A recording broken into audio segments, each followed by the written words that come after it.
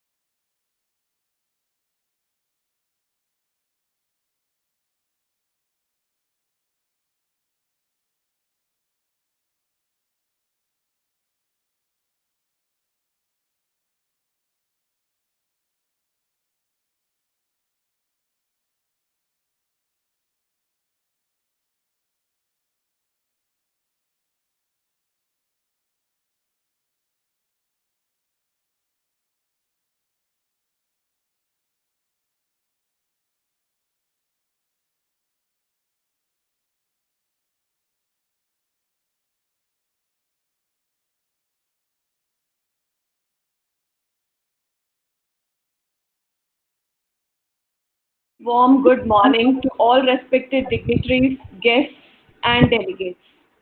Well, in the glimpse of the sparkling, shining morning of May 30th, 2020, I, Dr. Hema Chaudhary, on behalf of Society of Pharmaceutical Education and Research, SPER, is overwhelmed in welcoming all the guests and delegates. Indeed, we are delighted to have you here as a part of the SPER International Online Conference on this day. Society of Pharmaceutical Education and Research is a scientific, educational, and professional non-profit organization committed to promote the highest professional and ethical standards of pharmacy and to work for the growth, development, and betterment in the field of pharmacy. It is a registered society under the MP Societies Act 1973, number 44 of 1973.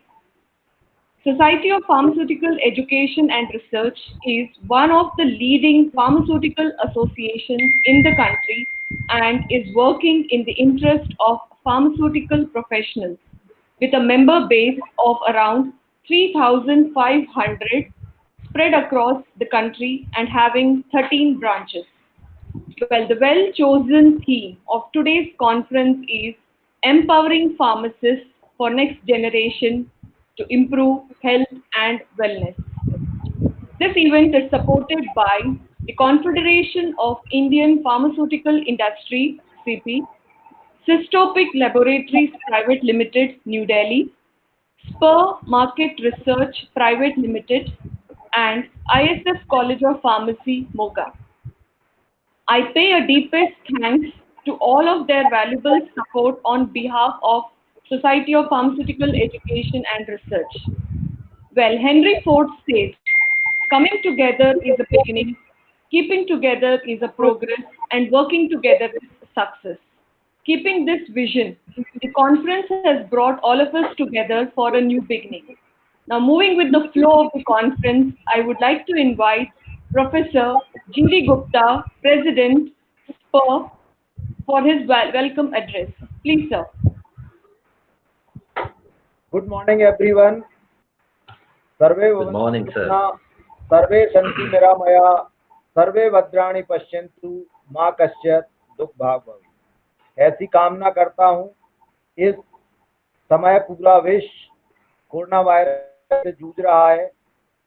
SPR society की सभी नागरिकगण पूरे देश pharmacy profession के भविष्य के लिए, स्वास्थ्य के लिए कामना करते हैं, दुआ करते हैं। Honourable and respected professor doctor Y K Gupta, former head department of pharmacology and dean academics, AIIMS new Delhi, president GB AIIMS Bhopal, member COVID-19 task force of DST, DVT and ICMR, keynote speaker and guest of honor of today's international conference. Guest of honor, Mr. P.K. Datta, Managing Director, Cystopic Laboratory Private Limited, New Delhi, India. My guru, my mentor, Professor N.K. Jain, former head and dean Dr. Hari Singh Gaur Vishwavidyalay, Sagar. Dr. Rajkumar Sharma, Scientist F, Joint Advisor DST, Government of India, New Delhi. Dr. Satish Sardana ji, Director, Amity University of Pharmacy, Amity University, Manesar, India. Dr. Ranjit Singh, Pro Vice Chancellor, Shobit University, Saharanpur. Dr. Hema Chaudhary, Dean, Faculty of Pharmaceutical Sciences, PDM University, Bahadurgarh. The whole show and organizer, General Secretary of SPR and dynamic person of this SPR Society, Dr. Upendra Nangayat, Secretary, Society of Pharmaceutical Education and Research, worthy chairman of this college, ISF, Sri Praveen Garg ji, all speakers organizing committee members, delegates, press and media. Being a president, Society of Pharmaceutical Education and Research, it's my privilege to welcome from core of my heart and also thankful for accepting our invitation. As very short invitation, I welcome all the distinguished guests, keynote speakers, delegate in today's SPR International Conference on empowering pharmacists for next generation to improve health and wellness. This conference is organized by SPR, supported by Confederation of Indian Pharmaceutical Industry, New Delhi, Systopic Laboratory Private Limited, SPR Market Research Private Limited, Noida, and ISF College of Pharmacy and Autonomous College, Moga. Sir, SPR, this society established in 2010. Society of Pharmaceutical Education and Research is a scientific, educational and professional non-profit organization and committed to promote the highest professional and ethical standard of pharmacy and to work for the growth, development and betterment in the field of pharmacy.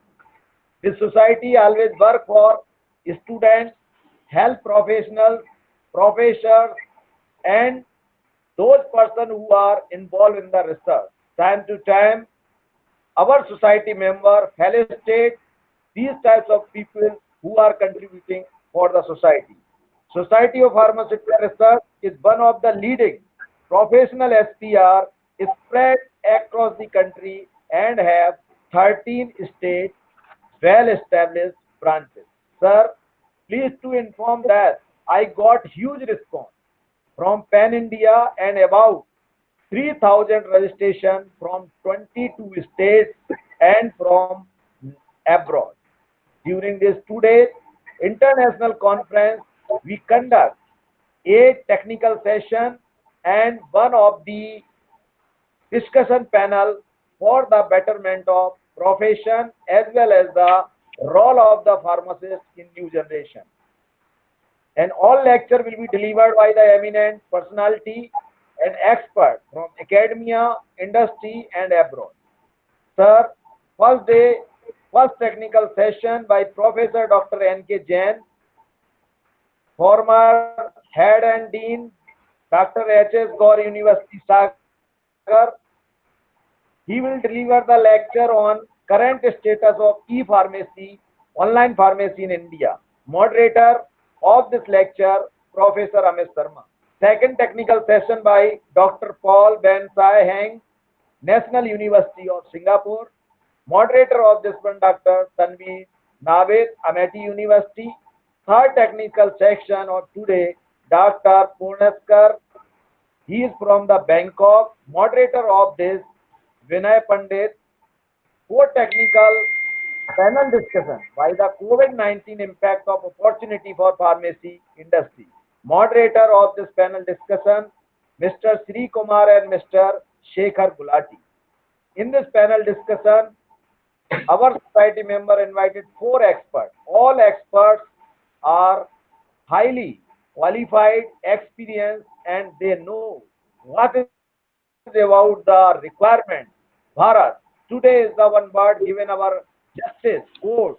You don't say India. You can say that we are Bharatiya. We are living in Bharat. So, Mr. P.K. Datta, Managing Director, Systopic Laboratory, New Delhi. Dr. P. Vishen, Director, Toronto, Canada. Mr. Hirek Dikar, Vice President, Sales Marketing, Lupin. Mr. Deepak Kumar Verma, he is from Mumbai. So these are the 3 technical sessions and 1 panel discussion. Sir, on the second day, Professor Dr. Rakesh Kumar Sharma, Vice Chancellor, SIMATS Chennai, former Director, Food and Research Laboratory, DRDO, Mysore. Moderator of this lecture, Dr. Ginpreet Kaur. Second technical session of second day, Dr. Harvinder Popli, officiating registrar and dean, Dipsaru, New Delhi. Moderator of this lecture will be Dr. Vijay Kumar. And the third and last lecture of the second day by Mr. Rajesh T. Johnson Hawkins. He is from and delivered the lecture on COVID-19 trends and challenges in pharmacy practice.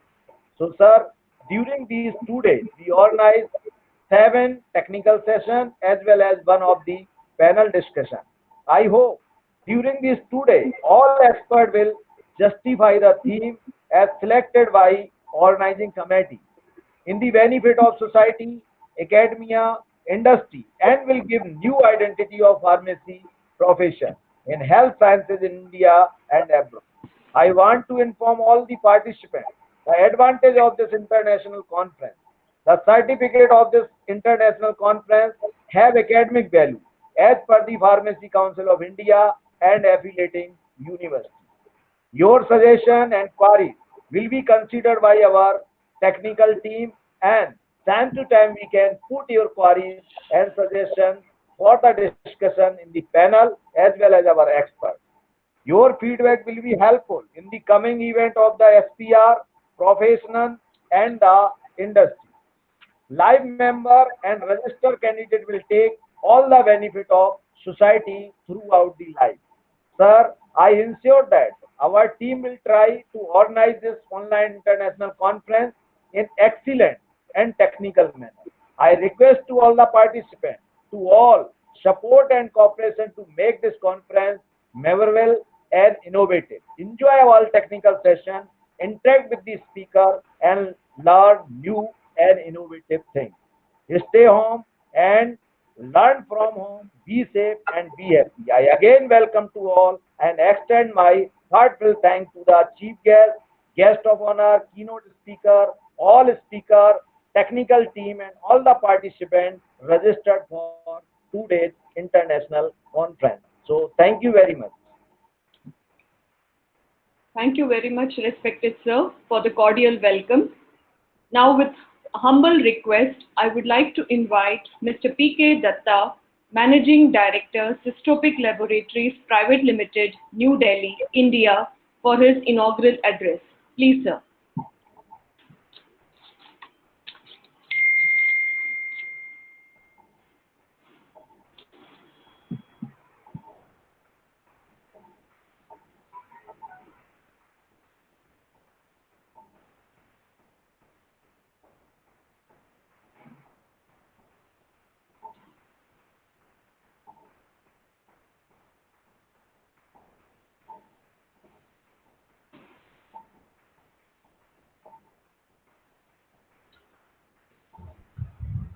Datta sir, unmute your mic, sir.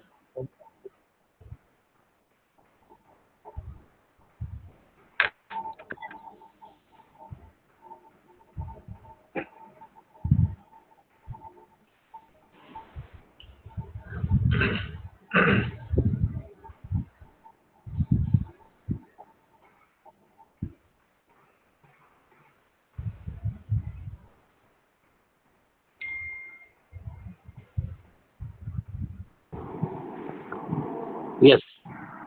Now you can listen to me. Yes, sir.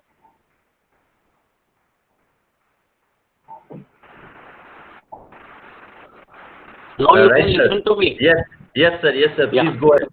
I was of the view that today's meeting will be organized, inaugurated by Professor Y.K. Gupta of AIMS because he is the most eminent person among us all.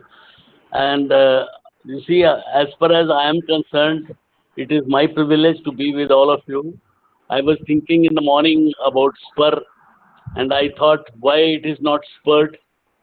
What does spurt mean? Spurt means to bring growth, to bring success, to bring progress to everybody.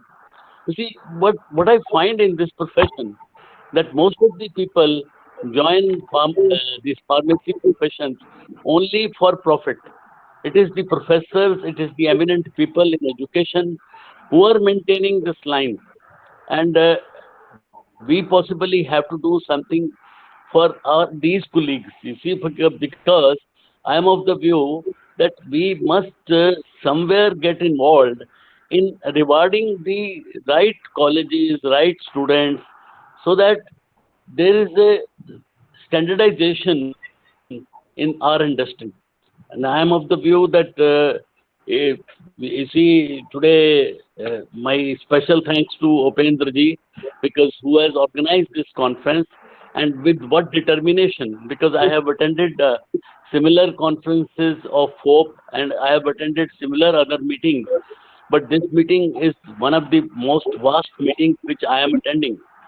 So my session is in the evening, but I can only say this thing, that I am attending this meeting as a student, not as a speaker, because I will learn something from you people today. And I am the only person who is not technically very sound. That's why I was not able to put the voice part. But at the same time, I wish the organizers a great success, because I want every student to be benefited, and I want Upendra ji to do something, because I have been telling him repeatedly that students, eminent students, must be encouraged. Eminent teachers, eminent professors must be encouraged. I am ready to cooperate with the organizers in any way, so that we can have an annual reward system, annual, you can say, appreciation system for such eminent people. God bless all of you. I wish the conference a great success, and I wish that everybody will benefit from the organizers, the greatest of speakers. And I am, though myself, I'm not a pharmacist by profession, but I am MSc in zoology, and though I worked in college as a lecturer, and before starting in this profession, God has been kind, and I always want to contribute in some way to this profession. God bless all of you. All the best to all of you. Thank you very much. Thank you very much, sir, for your informative words. Now, with a humble request, I would like to invite Dr. Y.K. Gupta, President, All India Institute of Medical Sciences, Bhopal, India, for his keynote address. Please, sir.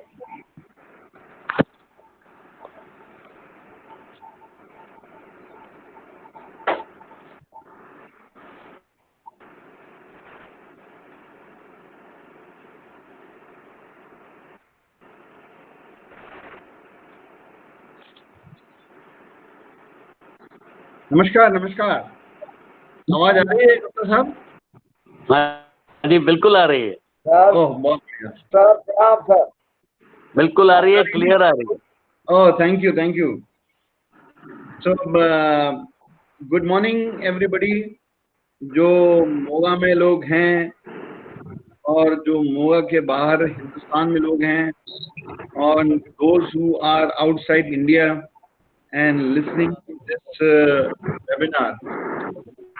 My good morning to them, my best wishes to them, and I will request those who are not speaking, they can keep their mic muted so that there is less of disturbance, as I see there is a lot of disturbance.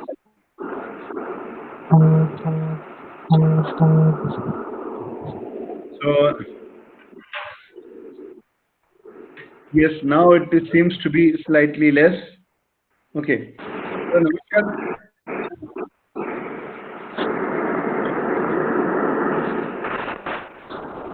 ये कहीं से इसमें अब ठीक थोड़ा कम हुआ। नमस्कार सभी को, नमस्कार। इसको भी बंद कर दो, पंखा को भी बंद कर दो। ये आज खास तौर से मैं सबसे पहले बधाई देना चाहूँगा डॉक्टर जी.डी. गुप्ता जी को, जो मेरे सामने बैठे हैं। आज चांस की बात है, वैसे हमेशा ही होता है, डॉक्टर जी.डी. गुप्ता जी और साथ में हमारे डॉक्टर नारंग जी और नगेंद्र जी, ये तीनों ही, और बाकी जो अभी प्रेजेंट कर रही थी वो भी इतने स्मार्ट लग रहे हैं, तो मुझे लगा कि शायद ये कोरोना या नो कोरोना, जो स्मार्ट लोग होते हैं, जो जोश वाले लोग होते हैं, जो काम करने वाले लोग होते हैं, और जिसमें those who have a feeling for the institution, feeling for the country, I think they never feel tired, they never feel exhausted, and they are working all the time. So I congratulate Dr. G.D. Gupta, to you, the president of this very prestigious society. I also congratulate Dr. Upendra Nagaij, who is the secretary of the Society of Pharmaceutical Education and Research. I understand that this society is a nationwide society with a large number of members from pharmaceutics, pharmacology, pharmacognosy, all disciplines of pharmacy profession, and is involved not only in research but also involved in promotion of different disciplines to serve the country better, to serve the humanity better, and also possibility of a placement of the the pharmacist, the more, and also to get them high recognition and high placement in the society. So thank you very much, Dr. Gupta and Dr. Nagenji and entire society for doing such an activity. I would also like to say one thing, that during Corona period, majority of the institutions are under lockdown. The activity some time back was at standstill, but there were few institutions, they continued to work, found some alternate method, and that is what you see. Make a list of drugs which are affordable, accessible, quality medicine, and accessible to the lowest or the remotest part, affordable to the Indian population. Quality means it has to be very well quality assessed. Now, in this, if I say today, when I talk to pharmacists today to get their feedback, I hardly can get a feedback which is objective, not from only the pharmacists, but even the doctors who are prescribing are not analytical enough to give me the feedback. They should be analytical. They should be, and if you just see abroad, same is the case with the pharmacovigilance. We started pharmacovigilance program of India in 2010 at All India Institute of Medical Sciences, and I happen to be National Scientific Coordinator. Today we have 275 centers across the country in all medical colleges. ISF College Moga is also one of the prestigious pharmacovigilance center. Now, the important thing is not that this is primarily the doctors who are doing pharmacovigilance. Incidentally, अभी हमारे पास जो medical college में doctors कर रहे हैं, pharmacology के या medicine के रेजिडेंट्स हैं. But if you see in US, if you see in the entire world, the most powerful lobby in pharmacovigilance is pharmacists. And that's why PharmD course we promoted from Mysore, and then now it is everywhere. So, but then you must understand what is the pharmacovigilance, what is how the adverse drug reactions are collected, how they are collated, and how after collation you generate information from that, and from this information you develop a knowledge, and from this knowledge you practice into that to reduce the adverse drug reaction. That is what the science, and that is what is now each pharmaceutical industry is now mandated to have a pharmacovigilance associate or pharmacovigilance officer. That is the huge job opportunity, huge job opportunity. But when there is an interview for 10 position of pharmacovigilance officer or associate, either in PVPI or when I sit across in some industry, for 10 position, there will be more than 600, 700 applications. And if I just see, even 5 are not employable. That means we know that there is a position, there is a scope. We know that you also know that there is a scope, but you have not created yourself strong enough competence to fit in the job. Murthy, once upon a time, Infosys, he said, हमारे पास country में कितने technocrats हैं, largest pool of the technocrats after US और may be in China. But the unfortunate thing is, minuscule of them are employable. So it is not important that how many technocrats or technical scientific power you produce, how many of them are employable. That is important thing. The another important thing, the pharmacy graduates should empower themselves. I am not saying that I will empower Ajit Gupta ji or government will empower. No, I think the time is that you yourself should empower your own community, your own self. Why not? You start reading. No, don't never read only books. I always say in my lectures, reading books is for passing exam, not for getting job, not for getting entrepreneurship. Is your interest is only passing exam? No, perhaps that is just a passport. But passport बनने के बाद visa लगता है. Visa के बाद you have to go abroad. Abroad जाके rickshaw चलाओगे, taxi चलाओगे, or you will do some respectable job or respectable business. That depends on what it is.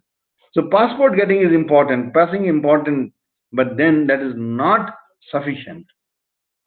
And therefore you have to see what are the other things which you can do.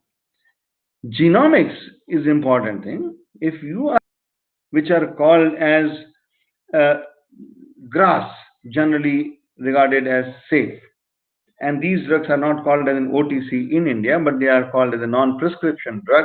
Now, if person is getting paracetamol prescribed by a drug, can the pharmacist not give paracetamol in terms of a brand A or brand B? Today, no. Why? Because the physician does not have a confidence in pharmacists. Pharmacists themselves do not have a confidence in that. If the pharmacist has a confidence, yes, if you prescribe even an anti-cancer drug, anti-epileptic drug, today we are promoting generic drug. Now, if the generic drug, who is the most pivotal person in prescribing or converting generic drug is the pharmacist. And we have given them a report that these are the 30 or some drugs which should be immediately allowed that pharmacists can substitute. Yet that report has still not been accepted because of the lobby and all those things. But the important thing is the pharmacist has to work for it, for empowering themselves. The societies have just not making it, lobbying does not work. Make yourself competent so that people will agree, yes, this is what is important. The issue is most of the pharmacy people, they think that communication is not important. Mind you, communication is the key of success in life in all the disciplines. Many times we say that यार इसको तो अंग्रेजी बहुत बोलना अच्छा आता है इसलिए नंबर ले जाता है, मेरा अंग्रेजी का प्रोनाउंसिएशन ठीक नहीं है.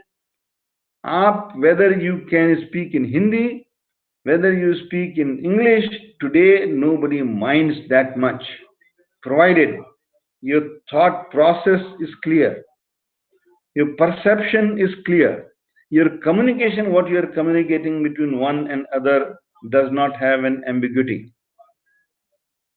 That is what you have to learn. And I would say communication is there of three types. Communication is a written communication, which many of you may be weak, which you have to learn, practice. Even people become retired as a professor and a principal, they do not know how to write a casual leave application. This is true. They have written scientific paper, they do not write what the p-value stand for. The communication can be official communication. Communication can be the scientific research communication. Communication can be your verbal communication, which we are talking about. And each verbal communication has comma, full stop, punctuation in that. And that is what one has to consider it. The communication which is most important, which the person who cannot speak, person who cannot hear, that person you can see how best he can communicate. That is called as a body language communication. And you are giving a person a welcome and then doing like this and this. This is the body language communication is paradox. So that is also part of the learning process in empowering you. So I would say I can go on talking on the communication skills, empowering yourself. Lastly, I would say, even if you just see in the COVID-19 situation where everything is very, very difficult. We had a seminar last time where the clinical trial is become very difficult in COVID because the patient cannot go to the hospital for site visit. Hospital investigators cannot go to the site because of the lockdown or things like that. Investigation cannot be done. Therefore, what is the link? And it has been considered that the pharmacist can be the best link because he is in connection with the patient, he is in connection with the hospital. So perhaps with appropriate PPE, this can be the best situation where the pharmacist can play a major role. Repurposing of the drug is the important thing today in COVID. And who is doing most of the repurposing identification is the pharmacist, is the pharmaceutics, is the pharmacognosy person, herbal drugs, repurposing. And therefore, there is a new avenue altogether. So finally, I would congratulate all those who are listening here. My message is one. I would like to change the topic of this. You are saying empowering pharmacists. I would say pharmacists are already empowered. They must exercise their power and they must exercise their role and rights. The society like Sper should act as a catalyst, and I don't see any person better than Gupta ji and the secretary of this society. And I must also appreciate the management of this institution who is organizing this, Mr. Praveen Garg. I don't know whether Praveen Garg ji is there or not. If he is there, then he must raise a hand. I have rarely seen a person of his nature that who not only spends his time, who not only spends his money, घाटे में जा रहे हैं. आज के लिए कोई grant नहीं है, लेकिन फिर भी इसको करना है. किस लिए? क्योंकि देश में विद्या का प्रसार होना चाहिए. He believes that whether I live or not, the pharmacy profession for which the college is there must go and must get the top or number one position. And I am sure with this effort of Garg ji, Gupta ji, and Mr. Narang, and of course this society, not only ISF College will be number one in the country, but also the pharmacy profession will be so strong that again when there will be competition after class 12, the line of pharmacy takers should be longer than that of engineer and then that of doctors. Thank you very much. Wish you all the best and my best of wishes for the 2 days meeting. Congratulations to each and everybody. Thank you. Namaskar. Thank you very much, sir, for your valuable thoughts. The message is well taken that discovery consists not in seeing new lands but in seeing with new eyes. Now, I take the privilege of inviting our next speaker, Mr. Rajkumar Sharma, Scientist F, Joint Advisor, DST, Government of India, New Delhi, for his special address. Please, sir. Thank you, Dr. Hemaji. Good morning to all. Dear Professor G.D. Gupta ji, Dr. Y.K. Gupta ji, Mr. P.K. Datta ji, Professor Sardana, Dr. Ranjit Singh ji, Dr. Upendra ji, Dr. R.K. Sharma ji, and Dr. Mrs. Hema Chaudhary ji, dear students and dear guests. I am Rajkumar Sharma, Scientist F, a Joint Advisor in the International Cooperation Division of the Department of Science and Technology, Government of India. At the outset, I extend my sincere thanks to Dr. Upendra for inviting me to address this August gathering.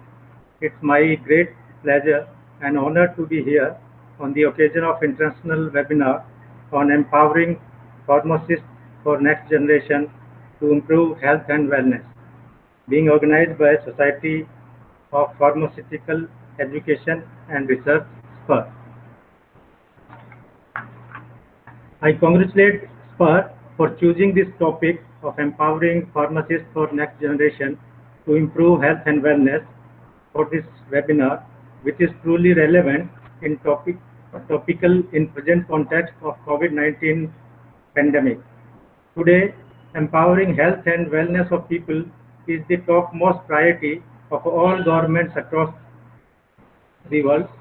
The only sector which is in limelight in these days is the pharmaceutical sector and pharma companies. Pharmacy has uh, played a greater have a greater responsibility now than before for improving the health and wellness of the people or the society. This will be possible only by empowering our pharmacists to tackle the new challenges of this millennium. We have been seeing emergence of new viruses which are posing greater threat to existence of human life. The people's health is the key factor for economic growth and social development of any country. The Government of India, through ICMR, DST, DBT, CSIR, have launched several new initiatives for development of drugs, vaccines, technologies, and new innovations for testing, curing, containment, and prevention of COVID-19 coronavirus. The Department of Science and Technology have also received a budget allocation of rupees 100 crores for developing new technologies, innovations, and drugs for combating COVID-19 pandemic through Kavach scheme of Niti Aayog. And the private companies are also supported, welcome to submit their proposal for developing any new technology or innovation through this Kavach scheme of Niti Aayog, which is being implemented through Department of Science and Technology, the National Entrepreneurship Development Board of division of our department. Similarly, Technology Development Board (TDB), which is an autonomous body under DST, has also invited and sanctioned numerous proposals from private companies for COVID-19 related drug development and technology commercialization projects. We in International Cooperation Division of DST have also launched several calls for proposals with our partner countries, including ASEAN, BRICS, and about more than 80 bilateral programs with our partner countries. And all these details of these announcements or call for proposals, they are available on our DST website. Presently, in context of my programs, the two schemes which are currently on, first one is ASEAN India Research and Training Fellowships. These fellowships are applicable for ASEAN professionals who wish to come to India for a period of 2 to 6 months to carry out their internships or training in any area. So they can come over at any of the Indian institutions, and the entire funding from international travel to fellowship amount, as well as the local hospitality, plus some support for some chemicals and consumables, as well as the overhead expenses or contingency funds to the host Indian institutions are covered under this scheme. The last date for submission of this scheme is 31st of August 2020. Similarly, the another scheme or announcement which is currently open, particularly for students, it's a BRICS Young Scientist Conclave. We organize this BRICS Young Scientist Conclave every year in the BRICS chair country. And this year, 2020, Russia is the chair country for BRICS. And so this fifth BRICS Young Scientist Conclave is planned to be organized in Russia in tentatively in September 2020, depending upon the situation of these lockdowns and COVID-19 pandemic, it might change, but presently tentatively it's fixed for September 2020 in Russia. And the last date for submission of this application is 15th of July 2020. So all these further details and for all announcements are available on our DST website. I call upon pharmacists and pharma companies to make best use of this opportunity for drug development and vaccine for improving the health and wellness of people of our country. Finally, I congratulate Sper for organizing a very well-timed and topical webinar, and thank you, Dr. Upendra, for inviting me to address this gathering here today. My best wishes for grand success of the event. Thank you once again, and have a great time during this webinar. Stay safe, stay happy, and stay healthy. Thank you very much. Thank you very much, respected sir, for your informative words. I'm sure the future belongs to the competent. Get good, get better, and be the best.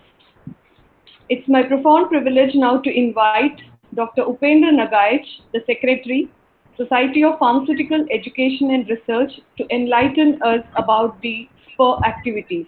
Please, sir. Thank you, Dr. Hema Chaudhary, Madam. So, a very good morning to each one of you. On behalf of Society of Pharmaceutical Education and Research, I would like to extend my heartiest thanks to all the dignitaries, speakers, guests for joining us for this innovative SPER Con 2020. We motivated for these kind of particular events because of lockdown. There are a situation where students are has to remain at home, and definitely they have to upgrade their scientific and research knowledge as well. So being a torchbearer for pharmaceutical education and research, we have taken a task that why not? We will be able to provide a forum, a platform where students will be able to see the top dignitaries in the pharmaceutical education and research. They'll be able to understand their thought processes, and they are able to get a chance to interact with them. So with these thoughts, initially we have initiated some of the activities like e-poster competition, and I'm very glad to announce that we have received more than 3,000 posters for the e-poster competition, and on the basis of the scrutiny and the result analysis, we have given the top 3 best posters across these 3,000 posters. And that participation has motivated us, given an ignition to us that yes, we will be able to organize such a huge conference to cater for the need of the pharmacists, to cater the need of the R as well. And I really very fortunate enough that within a short period of time, we are able to see such a dignitaries. Those are globally renowned. Many professors or the speakers, they are born and brought up in India, but yes, they have shown their part to the global fraternity as well. I'll name few: Professor N.K. Jain, Dr. Rakesh Kumar Sharma, Dr. Harvinder Popli. These are few speakers I can say in academia. Those are having a global presence as well. At the same time, we are very fortunate to have Dr. Paul from National University of Singapore, Professor Shimon Sek from Sirpakor University, Dr. Rajesh from Kingdom of Saudi Arabia. So these people, they are very close associate of Society of Pharmaceutical Education and Research. And the moment we decided that we are trying to take a initiative for organizing such an international conference on a virtual forum, I was very fortunate that readily they have given their consent out of their busy schedule as well. So I must thank each one of you for making it convenient to attend this particular event. Talking about Society of Pharmaceutical Education and Research, we are working from past 10 years for the growth and advancement in the pharmaceutical education and research by various means. Uh, Once I talk about the research activities, we initiated the activities with the journal JAPTR, that is now amongst the top 200 journals globally in pharmaceutical sciences. We are very fortunate to have a indexing of JAPTR in some of the reputed indexing agencies like Thomson and Reuters, PubMed as well. And from the very first volume, first issue, JAPTR has been included in PubMed. Talking about the expansion of the society, we started working, and the moment we started working, we started with a very few members. Those could be considered as the founder members. If I talk about the current scenario, after completion of a decade, 10 years, we have more than 3,500 registered members with the society across the country and globe. We have a strong presence of SPER state branches in 13 states, and the 13 states has been catered by the president, vice president, secretary, and joint secretary in those states. We have not stopped here. We wanted to be one of the torch bearer. For that, we have to work hard. We have to work out of box as well. For that purpose, we have constituted and initiated the activities for the women forum as well, and currently that SPER women forum is very well headed by one of the eminent scientists, educational leader, Professor Dr. Harvinder Poupli. She is the officiating dean and registrar for GIPSARU, New Delhi. Then, considering the importance and the weightage of the young pharmacist, we established the SPR Student Forum as well. That forum is dedicated for the students, that has been instigated for the students, and that student forum has been taken care by the students only. Recently, last year, we have organized a SPER Student Congress that has been witnessed by more than 1,000 people, 1,000 students across the country. That was held in collaboration with Sharda University as well. So that event was one of the flagship event that has been organized by the students, for the students, by the students. So by these thoughts, we just don't want to focus on academia or research. It's our sole duty as a society, as a not-for-profit society, to contribute into the society from where we have taken everything. It's a high time that we will be able to deliver, we will be able to return back to the society, because everybody is busy in making money, doing best for the research, for the education, and so. But yes, social cause is also there, and we have to enlighten us that yes, in addition to the contribution through academia, through research, because that is also very important. If we talk about the current scenario of COVID outbreak, yes, every pharma industry, each and every pharma industry, they are working to get a vaccination for this particular disease, COVID. We are trying our level best. Some of the industries, they are able to get few success. They are trying their level best so that it could be converted as a full-fledged, clinically validated vaccine, and it would be available for the human well-being as well. As a pharmacist, rightly said by Professor Y.K. Gupta, then Datta Saab as well, that yes, we do have a responsibility. And yes, as a pharmacist, I can assure you, we are taking care for the same. We are very sure that what responsibilities we have to see, and we are continuously following for the same. So my request to all the young buddies, that you should have a responsibility, not just to enlighten or grow your profession. You have to grow yourself as well. You have to flourish. And the moment we use the word flourish, it contains everything. It should not just academia, it will not just research, it's a overall growth. So we at SPER Central also looking forward for getting such a responsible, committed, and target-oriented students to be a part of the student forum as well. We have engaged in various activities in India and globally as well. Last year, we have organized few international events in Indonesia, then Kathmandu University, Nepal, then Bangkok in Thailand as well. And if I talk about the Nepal conference, that was a very fond memories with me. The Deputy Prime Minister of Nepal, Mr. Yadav, he inaugurated the conference, and we have all the dignitaries, healthcare regulators from Nepal as well. So that shows that SPER is expanding verticals, and I wanted each one of you to be a part of SPER for contributing to our own profession.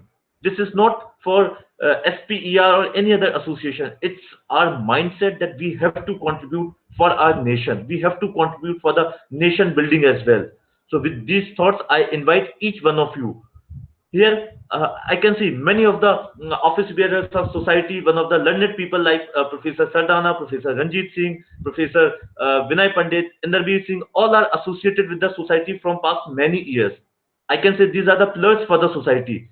Every time when we are into the trouble in terms what to do best, what best we can do for our profession. So every time we are very fortunate to get a discussion, and we are every time coming up with the solutions as well. So SPER, an online international conference, is one of the solutions that has been shared by all the members, headed by the president, Professor GD Gupta, so that we are able to organize such a big conference. And I am very sure we all are intellectual.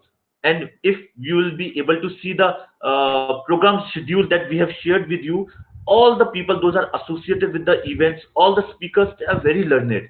They have a legacy in the pharmaceutical education and research. If I talk about as a student, in the very first year I read the book of written by Professor N.K. Jensen. So these are the things I feel very fortunate that those people, those are the pillars, those are the icons for us. At least I am able to share the stage, the dais with them. So it was uh, my fortunate that yes, I am able to do this thing, and that is certainly with the blessings of my parents, all the best wishes that has been given by the office bearers, all my friends, colleagues, each one of us associated with me. So I congratulate each one of you for being a part of SPER with the same passion, with the same zeal. I wanted to request you that we should not stop here. We have to move on. We have to grow. And it should not be just we wanted to be the India's leading association. We wanted to set our footprints across the globe with a journal that is one of the renowned journal JAPTR. We are already amongst the few societies those having a research official research journal indexed in Thomson Reuters and PubMed as well. So why not? As a national secretary, I should not feel proud. I feel always very proud, very confident that yes, we have a team. We have a strong team. Those are dedicated for the nation building as well. So once again, I would like to thank each one of you for taking time from your busy schedule and able to attend this conference. And with your thoughts, I'm very sure that all the students, all the people, those are listening this conference as well, they will be benefited. And for the information of each one of us, we have received more than 3,000 registrations for this conference. And I want to highlight that not even a single penny has been taken for the registration. That was completely free. So that shows that society is contributing. Society is trying to contribute for the students so that they should be benefited from the learned people like all the eminent speakers which I named recently. So, on behalf of Society of Pharmaceutical Education and Research, once again, I take the pleasure in thanking you, each one of you. I would like to thank all our IT department, all the people associated with us. Those are giving the live streaming through our website, through YouTube channel as well. In case of any difficulty, I'll be available round the clock so that any sort of issue could be sorted out as well. Thank you so much for your kind patience. Thank you. Thank you very much, sir, for enlightening us with the various activities of SPER. It's rightly said the quality of association is determined by its activity. Now it's my profound privilege to invite Professor Satish Sardana, the Director, Amity Institute of Pharmacy, Amity University, Manesar, India, to share his views. Please, sir.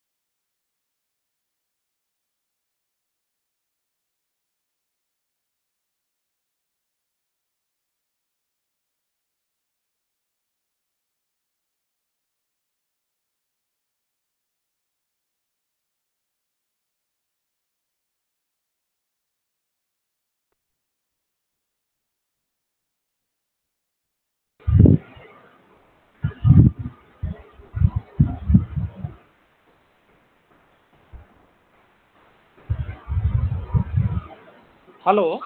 Yes, sir. Now it's audible. Yes. Yeah. Actually, I am logging in from mobile. Some Okay. problem is there with the No, no camera. issue, sir. No issue. You just go ahead. We are waiting for your words, sir. Please Yeah, go can you ahead. listen? Can you Yeah, listen? yeah. Sure, sir. Sure. Please. Yeah. Okay. Good morning, everybody. Dr. G.D. Gupta, Dr. Y.K. Gupta, Dr. Datta, Dr. Upendra Nagai, Professor N.K. Jain, Dr. Akesh Sharma, Dr. Hema Chaudhary, Dr. Visain, Professor Ranjit Singh, and all the dignitaries present and the delegates. A very good morning to all of you. First of all, I thank you all, rather the SPER, to give me this platform of online international conference. Uh, at the outset, I congratulate SPR for growing phenomenally in last 10 years and making the membership to more than 3,500 and more. As you know that we have been locked down for last 2.5 months at homes, and it has given us a time to think, to contemplate uh, about our lives, about our physical well-being, about our mental well-being, and professionally also. So a lot of things have been going on our minds during these 3 months, and most importantly, and most of the time, this COVID-19 has been going in our minds. Uh, Presently, we see that no drug, no vaccine is available for this COVID. Only the prevention is possible. One or two things that have come out of this COVID scenario. Number one is this high spreadability of this virus. So number of cases are more, entering more and exiting less because it remains in the body for 20 to 40 days. So number of cases are increasing day by day. Until now, there is no drug or no vaccine in sight. And fortunately, we know that it enters through our nose and mouth. So covering these two parts can help in preventing. And it has changed our lives enormously. So during this COVID-19, we are also thinking about many other things on the professional front also. One of them is the online teaching mode. That I would like to talk a little bit as being educator. We have been going through this, and most of the teachers and most of the students are going through this process. This online teaching was already a part, though an additional part of the classroom teaching and other modes of teaching, but now for the time being it has come into the mainstream teaching.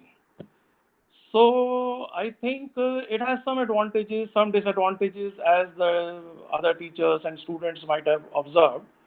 My observations for online teaching have been that it is good as far as this scenario is concerned, because we are able to complete our syllabi and all that. But somehow it cannot substitute the classroom teaching. Second important part is that the teaching is possible, but evaluating a student is difficult. Most of the people would agree, because taking exam of 60 students in one classroom with one question paper is a easy proposition. Than to evaluate 60 students sitting at different places from Andaman Nicobar to Kashmir, and connectivity issues, it is going to be a different game altogether. So evaluation has yet not been done as per UGC, ICT. It is to be done in July, August, and some of the students are to be promoted as per PCI. I mean, it is only because the evaluation part is a difficult proposition. Another aspect of online teaching that I find is the practical classes.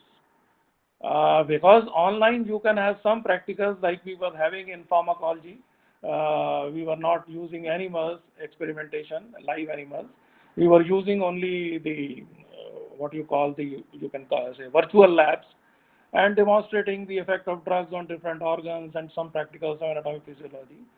But I suppose most of the practicals in pharmacy, as pharmacy being a practically oriented course also, it is very difficult to conduct all the practicals online.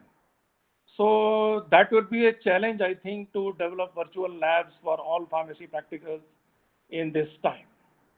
So basically, these are the two issues that concerns most of us professionally.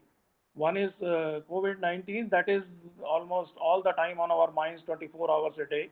and we have been bombarded by this information from all sources, from TVs, WhatsApp, Facebook, and everywhere, and hundreds and thousands of advices are available.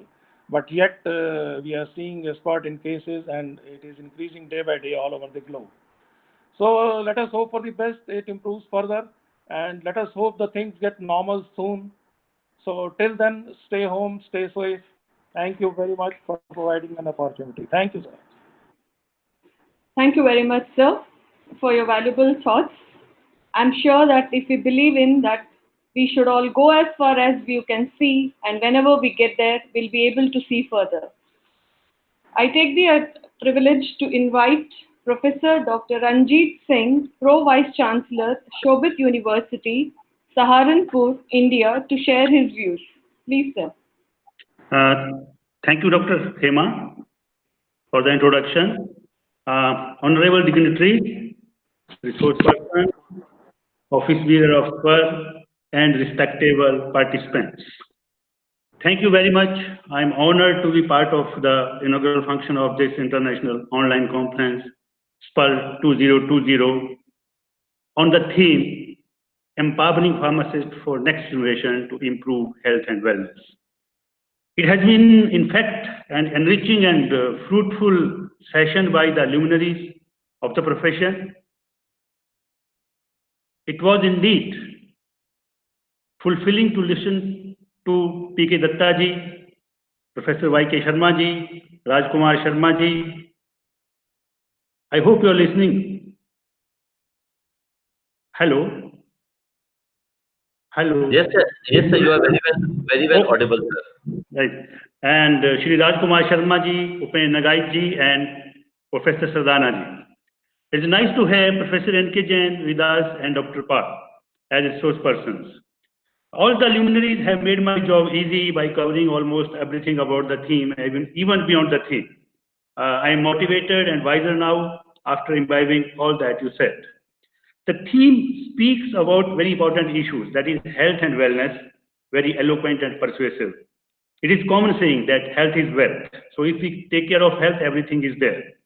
It is a condition without illness, what we say, and wellness is more elaborate when we say that we are physically, mentally, and socially well. And it is an active process of becoming aware of and making choices toward healthy and fulfilling life. We all need to work toward wellness, and the pharmacist, being an integral part of healthcare system, has to play a crucial role not only in restoring health of individual but also ensuring wellness. Wellness can be ascertained by 8 dimensions. I will just name them: occupational, emotional, spiritual, environmental, financial, physical, social, and intellectual. We need to ensure health by keeping these dimensions in balance and have complete physical, mental, and social well-being. Pharmacists are most accessible healthcare professionals, and they are able to provide lifestyle recommendations to help patients reach optimal health. There is a movement to have more focus on wellness and preventive strategies. There have been numerous studies to show that the next generation, that is Generation Z, is more health conscious. There is a need to follow wellness energy system and strike the balance among various attributes included in this. We live in a world of constant change and evolution. But one thing is constant, and that remains constant, and that is health. With longevity of life, the inclusion of chronic diseases and the speed with which we live our lives is affecting health. The healthcare system is collapsing, and we have to act fast for a healthy future, healthy society, and healthy economy. Wellness is not a fad, it's not a craze, it is a way of life. Self-care empower a person to improve his or her own health, enhance well-being, prevent disease, curb illness, and restore health. It can be attained by healthy lifestyle choices, self-monitoring and self-managing symptoms, and using certain medicines safely and responsibly. The concern currently is that aging population and increasing resources needs for chronic disease management pushing the world's health system to the brink. And self-care here may play a very crucial role.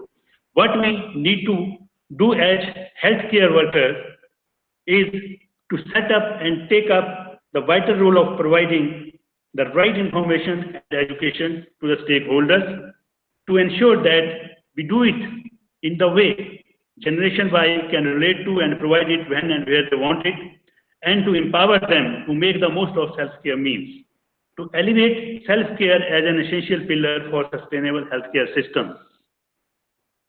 We have to increase access to the safe, effective, and conventional self-care products. We have to support the creation of more efficient and consistent regulatory pathways. And in all this, if we target this segment of population, that is Generation Y, which constitute around 25% of global population, and if we make them aware of wellness, and if somehow they follow wellness, then certainly they can ease the pressure on our healthcare system.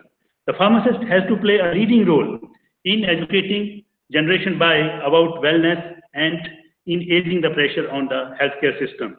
This will certainly lead to healthy future, healthy society, and healthy economy. I wish a grand success to the conference and hope that it will be a great learning experience to all the e-participants. Thank you very much. Jai Hind. Thank you very much, sir, for your inspiring words. As it's well said, don't count the days, make the days count. And I'm sure the pharmacists, on getting empowered, will be able to achieve this. Well, it's a great privilege to me to express warm and sincere thanks on behalf of Society of Pharmaceutical Education and Research, SPER, to all the distinguished guests for their gracious presence and participation in the inaugural session of the International Online Conference of SPER 2020 on the theme Empowering Pharmacists for Next Generation to Improve Health and Wellness. It's rightly said, build your own dreams or someone else will hire you to build theirs.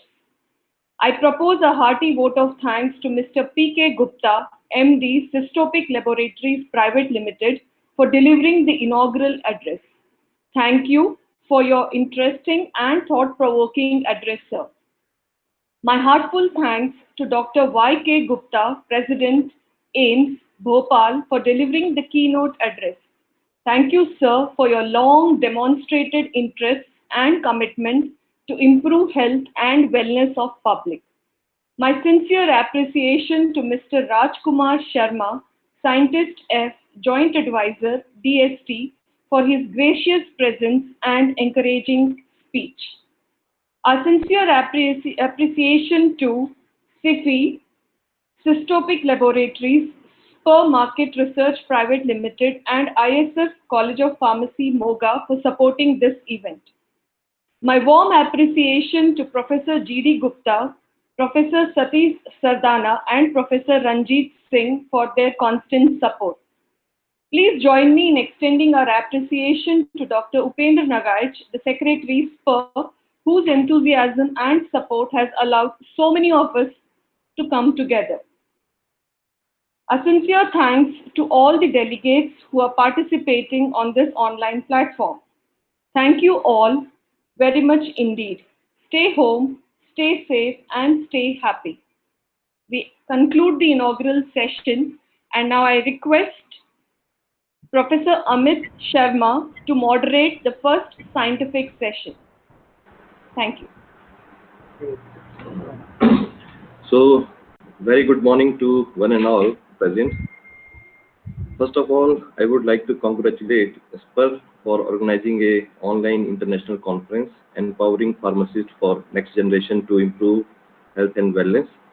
And I would like to congratulate Dr. G.D. Gupta, Dr. Upendra, Dr. Hema, Dr. Ranjit Singh, Dr. Rakesh Sharma, Dr. N.K. Jain, Dr. Vinay Pandit, Dr. Tanveer, and Dr. Rajkumar, and other dignitaries present here. So, without any delay, we are going to proceed with the first technical session of the today. So, I feel honored and privileged that I got an opportunity to introduce Professor N.K. Jain. Professor N.K. Jain is an internationally renowned academician and researcher and a senior most professor in India, having more than 40 years of experience. And Dr. Jain, starting his academic career in 1973, he worked as a lecturer in pharmacy, Holkar College, Indore, Reader, MS University, Vadodara, uh, professor and principal, College of Pharmacy, Nasik, professor and head, Department of Pharmaceutical Sciences, and Dr. H.S. Gaur University, Sagar, principal, College of Pharmacy, New Delhi. Dr. Jain has also worked as a visiting professor in Dubai College of Pharmacy, Dubai, UAE, and head Pharmacy Department, Delhi University.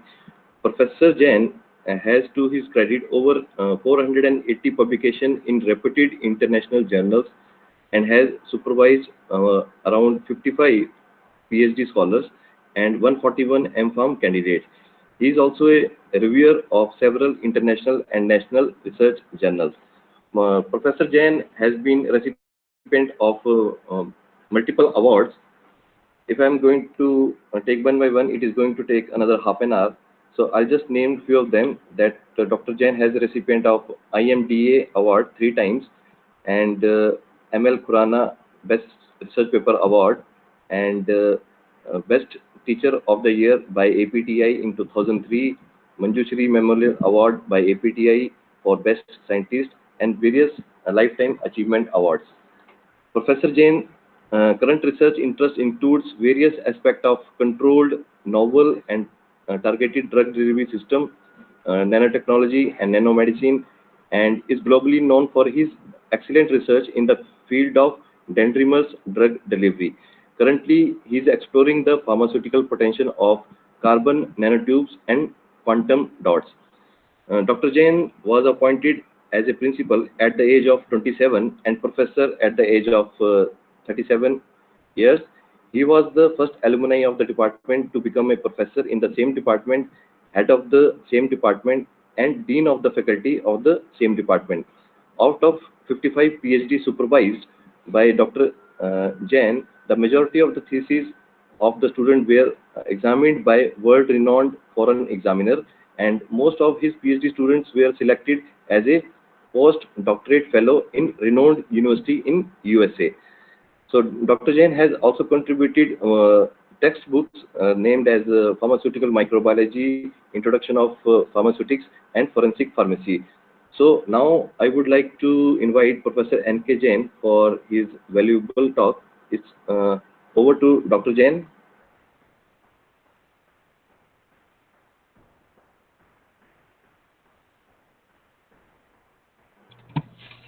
Yeah, very good morning, everybody. Good morning, sir. Yeah, thank you, Amit, for the nice introduction.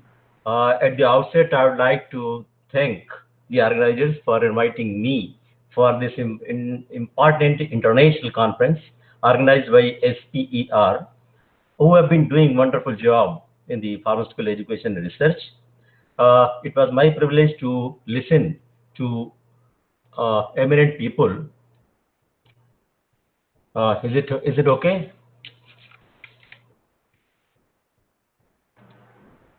Hello. Yes, sir, it's okay. You can continue, please. Can you see the slides now? Not yet, sir. Not yet. Okay. No.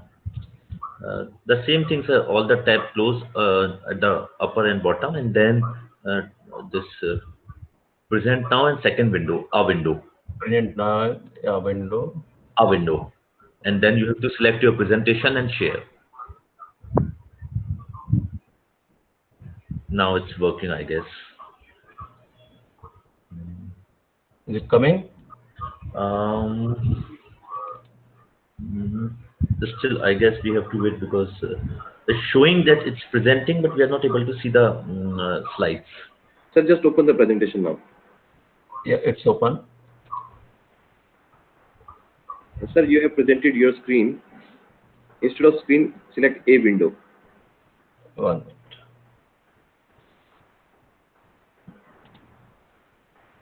Print now and a window. Yeah.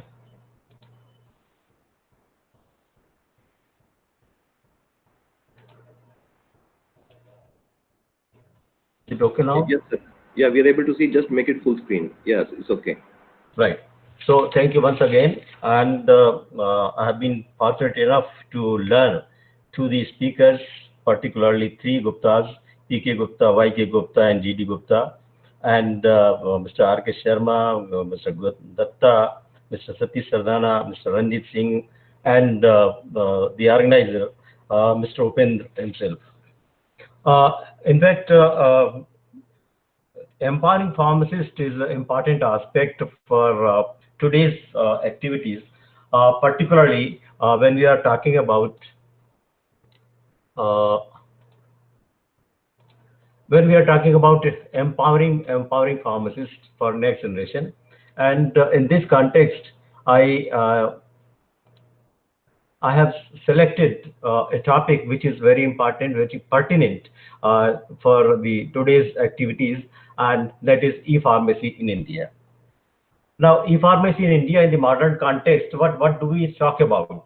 We are talking about the COVID-19 infection, and this is to be minimized. We also talk about avoiding physical contact and maintain physical distancing, and ultimately we talk about staying at home and safely. And what is the solution so far the pharmacies are concerned? One of the solutions which comes to my mind, that is the online pharmacy. An online pharmacy that is the model to procure health services that ensures everything is tracked, recorded, and hence organized and operated in a professional manner. What actually e-pharmacy means?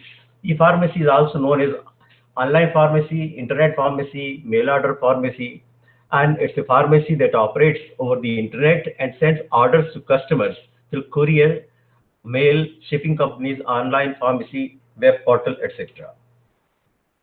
I'll take you way back in 2005 to 15. On July 29, a committee was set up by the government of India to assess the feasibility of online pharmacies, and this committee dwelled over, and there were two definite committees which agreed upon this, but then so far nothing outcome has been observed. It is all concerned, e-pharmacy is concerned with the sale of drugs, and sale of drugs under the Drugs and Cosmetic Act and rules. This is regulated in three ways. These are the drugs which are categorized, that is the drugs other than specified in Schedule C, C1 and X, those drugs which are specified in Schedule C, C1 but excluding S, and the drugs which are specified in Schedule X.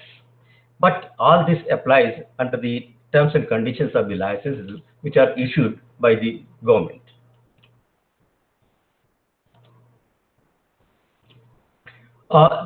This sale of drugs, online sale, this also involves another element of law that is called the Information Technology Act of 2000, which was enacted in June 20, and it commenced 17th October, and it was further amended in 2008 by the IT Amendment Act. Now, the basic idea of telling you about this is that it deals with the cybercrime and electronic commerce in India, and the objectives of this act are to provide legal recognition to the transactions done via electronic exchange of data and other electronic means of communication or electronic commerce. In fact, the draft rules were circulated by the Government of India, and that was in the exercise of the powers conferred under the Drugs and Cosmetic Act. And what was proposed, that was the Part 6B, sale of drugs by e-pharmacy, and the date was 20th of August 2018. Under this, it is better for us to take some definitions, because we shall be talking about this. I'm very sure that most of us have not gone through the draft rules, and hence I feel it's important for us to realize what we are really talking about when we say we are talking about online pharmacy or e-pharmacy. So e-pharmacy officially it means business of distribution or sale, stock, exhibit or offer for sale of drugs through web portal or any other electronic mode. And e-pharmacy portal, that means a web or electronic portal or any other electronic mode established and maintained by the e-pharmacy registration holder to conduct business of e-pharmacy. And this is the definition of prescription. We have been learning about prescription since first year of our B.Pharm. Prescription means officially now it means an instruction from a registered medical practitioner to a patient written by hand or in any electronic mode. This will be the definition.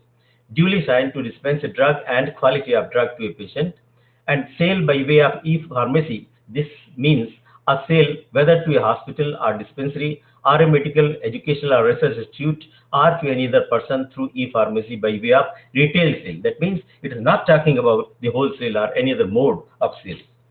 And this also requires the registration of e-pharmacy. That means all e-pharmacies have to be registered. And hence, from the date of commencement of these rules, although these are the draft rules, they have not been implemented. But whenever they are implemented, from that date onwards, no person shall distribute or sell, stock, exhibit, or offer for sale of drugs through e-pharmacy portal unless they are registered under the relevant rules. And the e-pharmacy registration holder shall receive the orders for retail sale only, and that is through the e-pharmacy portal. How the registration will be done? This is as per the information received from the draft rules. It will be according to the prescription which are received from the customer. That means it is going to talk only through the customer, from the customer, only through the prescription. Without prescription, it will not entertain any sort of sale of drugs. E-pharmacy registration holder shall have a facility for customer support and grievance redressal. This is very important for the patients, which will run not less than 12 hours for all 7 days a week. That means 24 hours a day,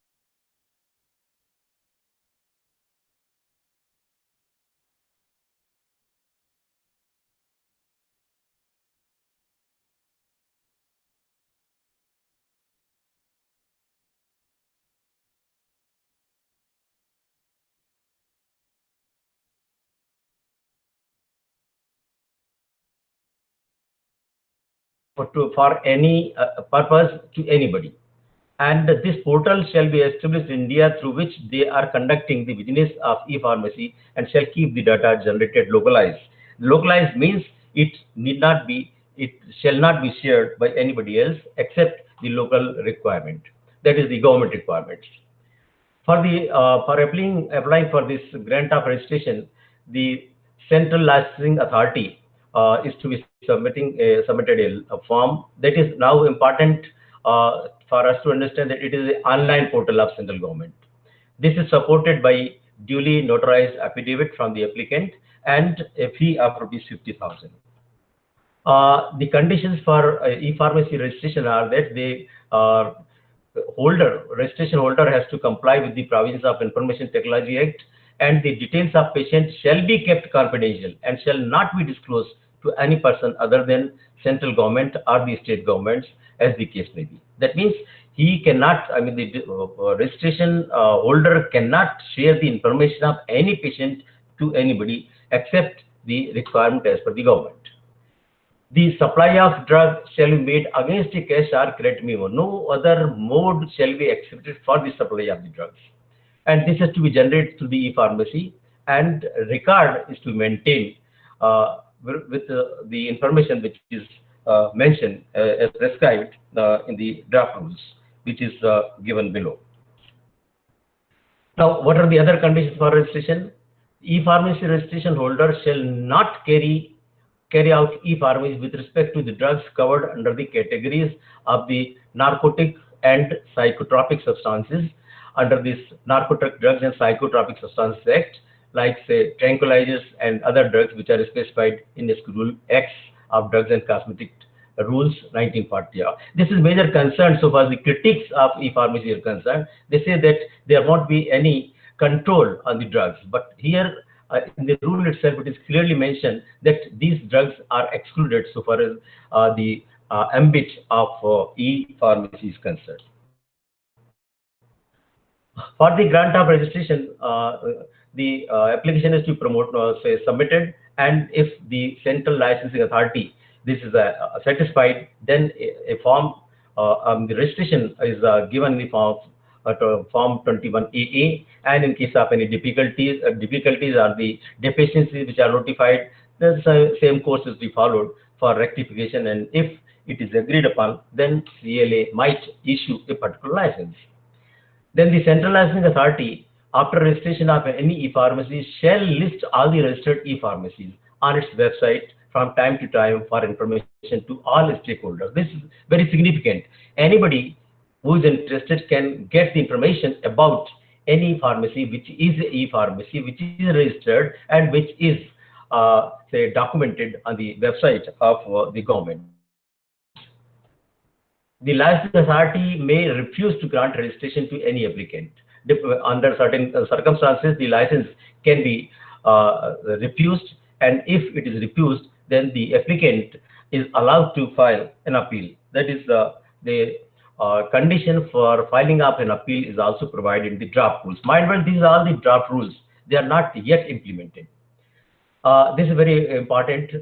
Just like say normal inspection of the drug stores, medical stores, the premises from where the e-pharmacy business is conducted shall be inspected every 2 years by a team of officers authorized by CLA, with or without the experts in the relevant field, or the officers authorized by the concerned state licensing authority. So there has to be inspection. It is a requirement that within and every 2 years there has to be an inspection of e-pharmacy. Yes, we can understand that if the contravention of the provisions of the Drugs and Cosmetic Act takes place, then the license can be suspended for such a period of time as the licensing authority considers fit. And if it is so, then the applicant can prefer an appeal with the central government. So appeal can be preferred only with the central government. The state government has no role to play. The state licensing authorities, they have no role to play. But again, these are all the draft rules. Yes. Once the prescription is received, what e-pharmacy will do? They will carry out the verification and verify the details of the patient, registered medical practitioner, and arrange for dispensing of the drugs as per the instructions of the RMP. And all this is to be done by a legally competent person, that is the registered pharmacist.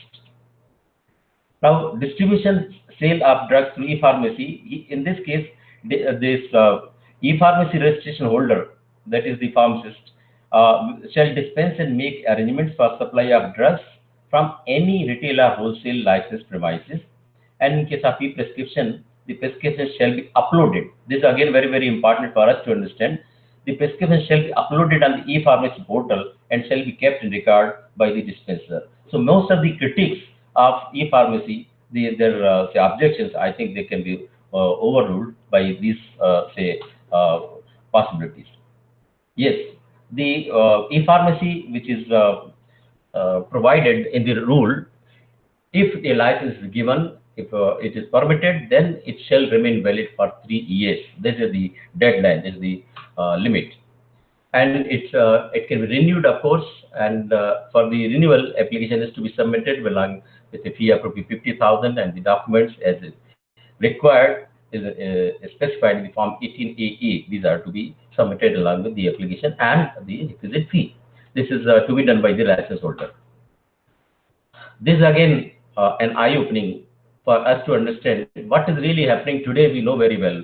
Online pharmacies are there, business is going on, but it's still there are certain problems. And one of them, this is a solution. No e-pharmacy shall advertise any drug on radio or television or internet or print or any other media for any purpose. For any purpose, this is again very important. And hence, if e-pharmacy is advertising any drug, that is illegal, that will be illegal, and it is for any purpose. It is for commerce, it is for say publicity, it is for anything. All this, any purpose, that is not permitted. Then, to safeguard against the practices which always prevail so far as the legal matters are concerned, in the event of suspicion of any supply of a drug which is not of a standard quality, or it is adulterated, or it is misbranded, or it is spurious, any customer can make a complaint.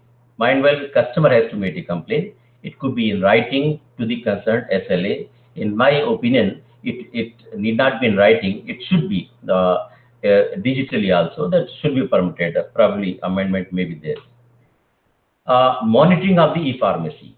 Now, once e-pharmacy has been working, it is to be maintained, it is to be updated, and the information about the drugs, etc., this is to be provided, and it will be reflected in terms of the e-pharmacy portal. That means e-pharmacy portal will provide all the information about all the drugs which are being supplied and the channels of vendors, details of registered pharmacists, registered medical practices, whatever are relevant so far the supply of the drugs are concerned to particular patients, that will be available in the form of the information on the e-pharmacy portal. This is very I would say a great step so far as making the transparency, meeting the transparency of the sale of the drugs is concerned. Central licensing authority and the state licensing authorities, they have to monitor the data or information periodically to ensure compliance with the provisions of the Drugs and Cosmetic Act and rules. This is again very, very important. All the information which is required for general purpose by the government, that will be available uh, through this type of information. That means the licensing authority can monitor the information, and this is in compliance with the Drugs and Cosmetic Act and rules, whatever the provisions. So if it is a question of making out an opinion for the nation, or deciding upon certain drugs to be used or not to be used, all the information can be monitored by the central as well as the state licensing authorities through e-pharmacy, which is going to be a portal. And anything contained in these rules, like say CLA or SLA, central licensing authorities or the state licensing authorities, may direct any e-pharmacy. This is very important, very significant. Registration holder to provide prescription on the basis of which the drugs have been dispensed for the purpose of transaction audit. We are all concerned with the misuse of the drugs, misuse of the prescriptions, the forgery of the prescriptions. So this provides leverage to the central as well as the state licensing authorities, that they can ask any registration registered pharmacist to provide the information of a prescription from which the drug has been supplied, and this is considered as the transaction audit. So with this, I think we can try to summarize the draft rules. These rules, they allow online sale of all medicines except Schedule X drugs such as tranquilizers, narcotics, and psychotropic drugs. Premises shall be inspected every 2 years by a team of officers. Details of patients shall be kept confidential. Supply of any drug shall be made against the cash or credit memo I told just now through the e-pharmacy portal. Such memos shall be maintained by the e-pharmacy registration holder as record. And offline chemists oppose the move to allow e-pharmacies, arguing that easy availability of drugs can lead to misuse. So far, I think it's clear to you. So 10 seconds, we relax, but keep smiling. Now I am going to discuss something which is very, very concern to all of us. You know that 2018, these rules were say published, and within a year, All India Council of All India Organization of Chemists and Druggists, AIUCD, which is a very strong body, within a year they went on a national strike, opposing that these draft rules should not be approved, should not be implemented. And this is already 20. Still, we don't have any rules. If still we cannot insist legally, nobody can insist legally so far as the pharmacy is concerned. Although it is prevailing, it's going on in many places, and we have been using it. Now, what is the concern of the stakeholders? For example, FICCI. FICCI, they said, the delay in the notification of the pharmacy draft rules is causing confusion and anxiety for all the stakeholders involved in digital health ecosystems. What are the relevant issues? Let us come to the ground realities. Online pharmacies today offer discounts up to 50%. They say 20 to 30%, but sometimes it goes to 50% also. Where from this discount comes, how it is possible, that is for others to explore. Brick and mortar chemists, that is the chemists and druggists which are right now working, will have to improve their quality of services. And they have already realized it, and consequently, many chemist stores have started offering home deliveries of medicines and discounts because they know what is the future, and they are preparing themselves to meet the future. Question arises, online pharmacy, is it a threat to offline pharmacy? This is the question we have to answer. But in nutshell, it's not possible for the e-pharmacy, online pharmacy in the foreseeable future to completely take over the offline pharmacy business. Hence, the brick and mortar pharmacies will not be replaced by e-pharmacies. I'm talking about the ground realities. E-pharmacy has market potential of more than $1 billion with giant key players like 1mg, NetMeds, MedLife, Pharmacy, Discard, etc., etc.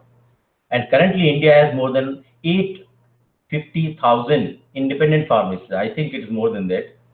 That fulfills about 60% of the total medicines demand in India. However, offline pharmacies, retail stores, which just now I mentioned as brick and mortar retail pharmacies, are currently responsible for 99% of the medicine sales per year. And e-pharmacy contribution right now, it is only 1% of the total medicine sale in India. And hence, proportionately, e-pharmacy has got only 1% of the total business, but still it is considered a threat by the brick and mortar retail pharmacy, and I agree to that the share of e-pharmacy contribution is going to increase very, very smoothly over the years. E-pharmacy is making an improvement in the healthcare accessibility in both rural and urban areas. In the urban areas, in many places, we don't have the medical stores, but then e-pharmacy can provide an answer to that problem as well. E-pharmacy is mushrooming in India due to why? It is mushrooming due to increasing rate of chronic disease like diabetes, high blood pressure, obesity, asthma, etc. And the Government of India programs in healthcare segments like Make in India, Digital India, Janaushadhi, telemedicine, e-healthcare, they are all making qualitative improvement. This is important for the patients. This is useful for the patients. This is beneficial for the patients. And as a result, what is the future? E-pharmacy is expected to grow at a compound annual growth rate of over 20%, crossing the $3 billion mark by 2024. And this is the future. And that's why I have selected this topic for our discussion. Now, what are the advantages for e-pharmacy in India? So, in summary, I can say medicines can be ordered from mobile phones or computers, and hence this is going to be an advantage, decided advantage to elderly as well as the old patients or sick persons. Many of the elderly people, they are not able to move out, and currently we are not allowed, we are not supposed to move out. Greater access to rural areas where there is limited presence of retail pharmacy, I told you just now. Online transactions on e-pharmacy can be tackled with complete details of the medicines. They can reduce drug abuse and self-medication. This is very, very important because in this the current system of the sales of the drugs or the purchase of the drugs or the retail, self-medication is prevailing. We know very well, whether we admit or not, but it's a true fact. E-pharmacy will assist in back tracing the channel or manufacturer or supplier of the counterfeit medicines, making the healthcare market more transparent and authentic. This is the need of the day. Better management of supply of cold chain medicines, which require storage at low temperature. This will be prolonged. This is very useful for the patients we are using these medicines, and at times the transport is so time consuming that we are unable to chain and unable to transfer them in a cold chain within a reasonable period of time, and hence the life periods of the drugs may be adversely affected. So what points we have to understand, what points we have to ponder? E-pharmacy, it's a real fact. E-pharmacy is an irreversible e-commerce model in pharmaceuticals in current environment. We have to agree to that. In the foreseeable future, it's not possible for e-pharmacy to completely, I would say completely, take over the traditional pharmacy business. So AIOCD objection, I don't think that is tenable. It is going to take a lot of time. In countries like USA, the share for the online pharmacies are not more than 20% to 25%, even in such countries also. That means in India, it is going to take a little more time. to attain the same percentages. As online pharmacies take few days to deliver medicines, chronic patients that take regular medication are likely to switch first to online medicines as they can wait for a couple of days. Uh, we require the medicines urgently. It's not possible for the people to get the drugs delivered through the offline pharmacies as fast as it is possible with the help of online pharmacy. If I place an order today, I know during what time I'll get the medicines, and accordingly I am assured that I'll get the supply, and hence I can plan the purchase of medicine from the online pharmacies instead of going to the offline pharmacies, which is more convenient to me and which is more, I would say, reasonable and patient friendly. E-commerce companies are not set up to deliver medicines within 30 minutes, which is the requirement for most patients suffering from acute problems. That's what I tried to explain. E-pharmacy portals have been criticized on concepts like easy availability of drugs leading to misuse, the authenticity of the prescription being updated, rise in self-medication, behavior and use of counterfeit drugs. All these things are happening today also without e-pharmacy, without online pharmacy. Offline pharmacy, I can go and purchase any medicine. I don't get the prescription. Sometimes they don't require the prescription. I don't get the bills for that. Where is the GST? Where are the taxes? All these things we have to understand. And uh, it is possible, it is for the government to decide whether they would like to include some more dangerous or the hazardous categories of the drugs from or out of the purview of the e-pharmacy. It's always possible for them. So my recommendations are now amendment to drugs and cosmetic rules, incorporating rules for e-line pharmacy urgently required. As FICCI is concerned, and all stakeholders are concerned, I am also concerned that the rules should be finalized and implemented. A very strict monitoring system needs to be in place before granting of such licenses. We know what are the problems with the current system of the offline pharmacy. While planning the rules for the online pharmacy, we can get rid of these lapses and try to come out with a robust system for the delivery of the drugs through e-pharmacy. Measures introduced by various other developed countries like US and EU, European Union, should be examined and reviewed in light of the system of drug distribution as it is prevailing in India so far the sale is concerned, sale of drugs is concerned. Separate license should be issued and minimum requirements for running e-pharmacy business, including premises, should be laid down. If it is possible, separate license should be issued, although there is no ban that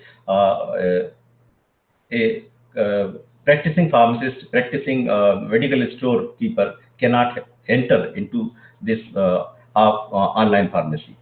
Online, this is say very important. The modern perspective of whatever the governments are thinking. All transactions shall be digital, official, recorded, and tax paid.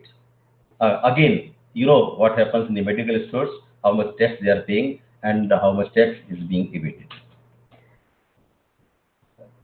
This is for you, all of you to consider. Registered pharmacists should hold B.Pharm degree and experience in handling of e-prescriptions and computers.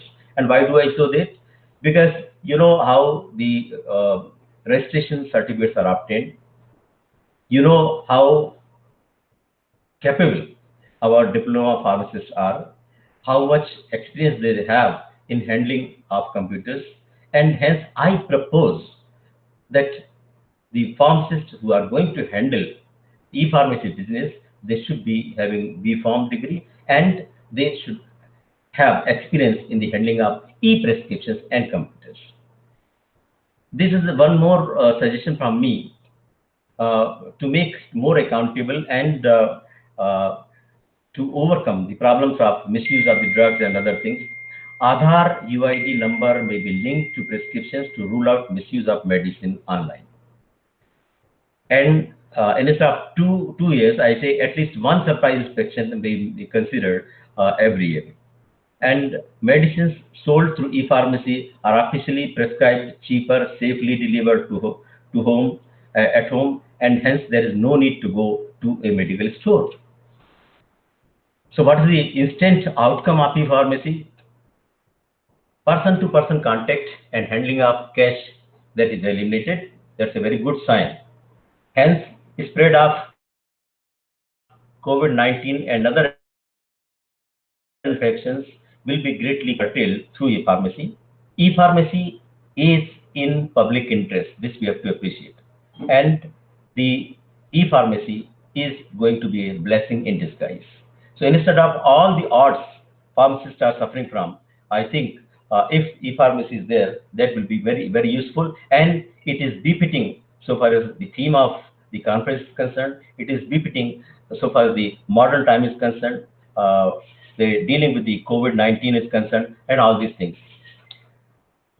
So by this time, I feel that having this information about the e-pharmacy, all of us are empowered, and I thank the moderator. I thank all the experts, all the participants, all the teachers, all the students for a patient listening. Thank you very much. Thank you, sir, for your valuable talk on topic entitled e-pharmacy in India. Sir, you have well elaborated on the topic minimizing the spread of COVID-19 with the help of sale of drug through e-pharmacy. You have also elaborated on the different topics, that is processing conditions, grant, monitoring, inspection of the place, distribution of sale through e-pharmacy, and prevalent issue related to e-pharmacy, as well as the current market scenario in India related to e-pharmacy. Thank you, sir. Thanks a lot for your valuable talk. I hope the information is useful to all of you. Yes, sir. All the future pharmacists is going to it is going to help all the future pharmacists, sir. Okay, Yes. so once again, I thank the organizers and all of you, all of the participants. I understand there are about 3,000 participants who are listening. So I thank all of them. Uh, this was a great opportunity to present my views on e-pharmacy, because it's a sort of debatable and controversial issue. And that's what I told Dr. Nagais. Yes, it's very important, but at the same time, it is debatable and it is controversial, and therefore I wanted to express my views on this important topic. Thank you very much. Thank you so much, sir, for your kind presence and giving us time for this particular lecture. And indeed, it is very informative session as well. I am continuously following up with the messages on YouTube and Weblink as well. So everyone has appreciated a lot. So hats off to you. Every time you are an ideal and mentor for each one of us who is attending the meeting as well. And thank you so much. It's my privilege to be associated with the Sper, and I thank you very much for taking the active interest, very active interest in the activities of the society. Thank you very much. Thank you so much, sir. Thank you. Over to you, Dr. Naveed.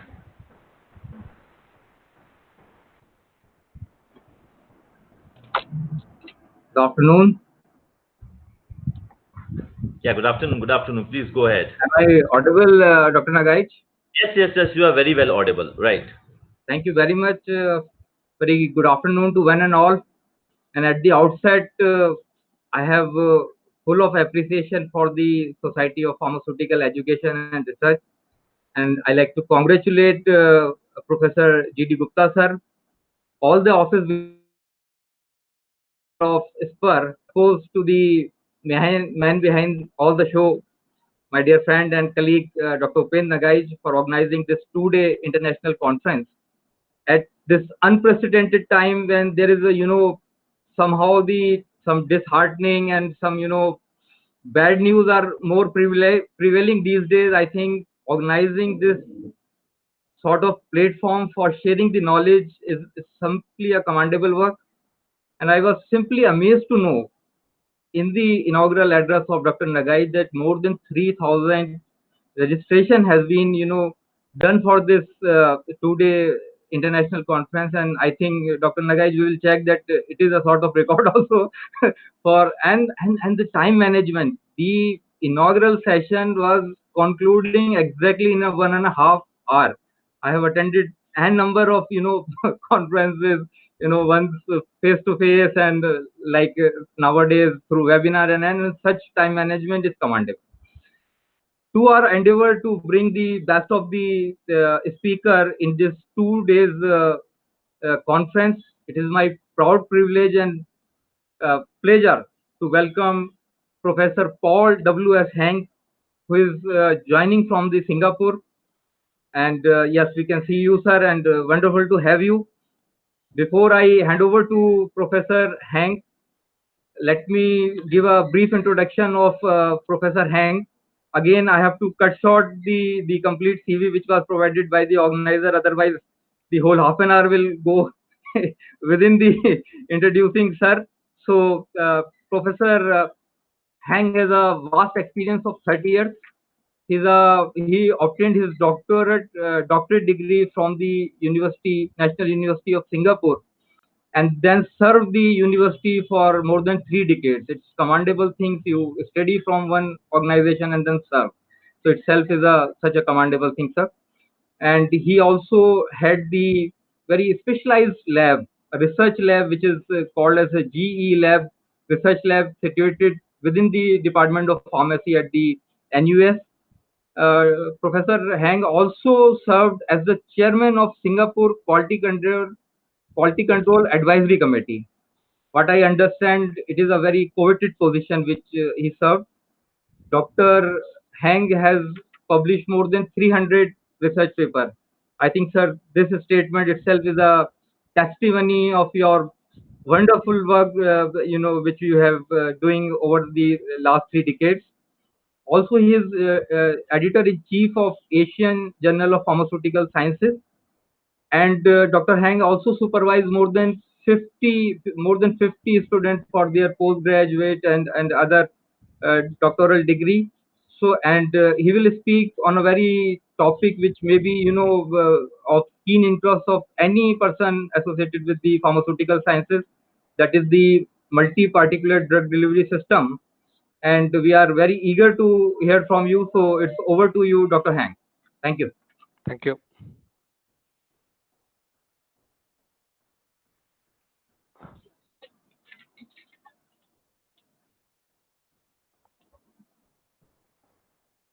Dr. Hang, just, Yep. uh, Are you yeah, able to? Are we all able to see? yes, sir. Little bit louder, just little bit louder, and it's perfectly fine. Okay. Can you see the screen now? No, sir. You kindly share the screen so that I've shared the screen. Have you all seen the screen? Are you able to see the screen? I'll calling you, sir. I'll calling you. Okay, wait.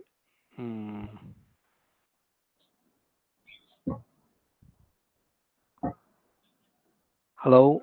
Yeah. Sir, first of all, you have to close all the tabs other than this mid tab at the upper side and the lower side. All the folders need to be closed.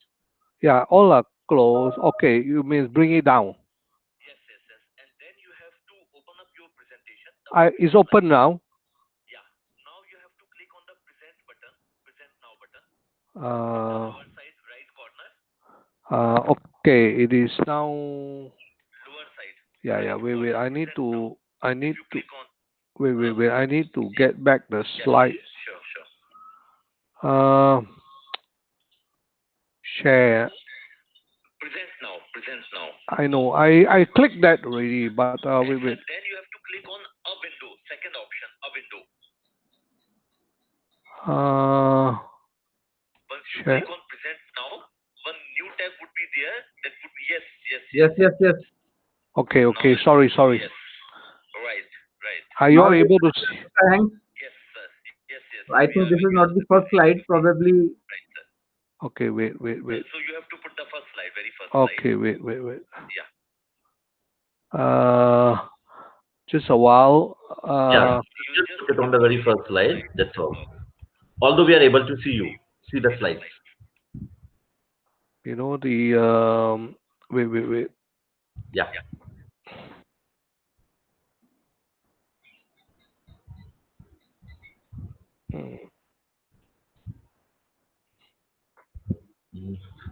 So you have to start from size enlargement process, or before that you have to start? Yeah, I'm trying, but it is not. You can use Okay. your scroll bar as well, no? Are you able to see? Hmm. Wait, I wait. need. I think I need to redo the sharing. Yeah, yeah, yeah. Use the entire screen or window? No, a window, a window. Window. Okay, okay. Maybe that was the problem. Yeah. And then you have to Uh, click your presentation and then share button. okay, okay. Yes, now it's showing. Okay, I think I used the wrong this thing. Yeah, now you have to. This is the third slide we are able to see. You can put it on the first slide. Yeah, wait, wait, wait. Yeah. Mm.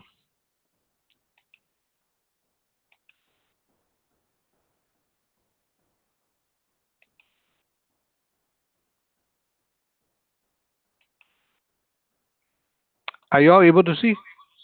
Sir, still the third slide we are able to see. Okay, maybe there are too many things are open. Yes, you have to close each of the slides.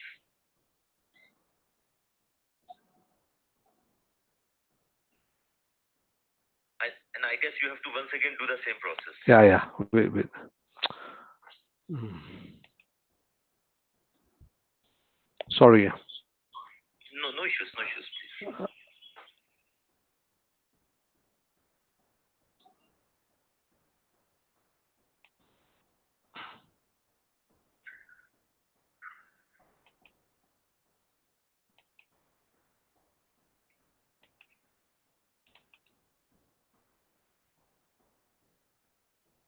Yes. Great, great, sir, great. We are now good to go. Yes, Dr. Hang, now everything perfect. Please go ahead with your presentation. Okay, thank you very much. A very good afternoon to you all. And I think I'm between you and your lunch time. I had my lunch though because it is almost 3 o'clock here. So for today, I would like to share with you a research topic on the multi-particulate drug delivery system. This is a topic of my interest for many, many years. Now, I will cover some parts on the content of pellets and multi-particulate extrusions fluorinization, coated pellets, and MUPS tablets, and then some of the latest finding on this area. Now, of course, when you are looking at the granulation or pelletization, the difference is that granulation, of course, is commonly done in pharmaceutical to actually agglomerate granules. And when you talk of spheronization, it is the same process, but you end up with very highly spherical spheroids. So I think there's no difference between granulation that you do when you make granules and pelletization, except that there is a spheronizing process. Why we are very interested in pellets is because it is very, it can be made very narrow size distribution, very smooth, very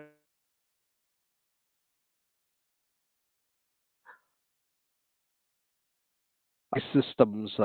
So when you have control release system, these are multi-particulate. You can coat them with control release mechanism, and then you can put them together into making a dosage form. Now, why multi-particulates today are of great interest?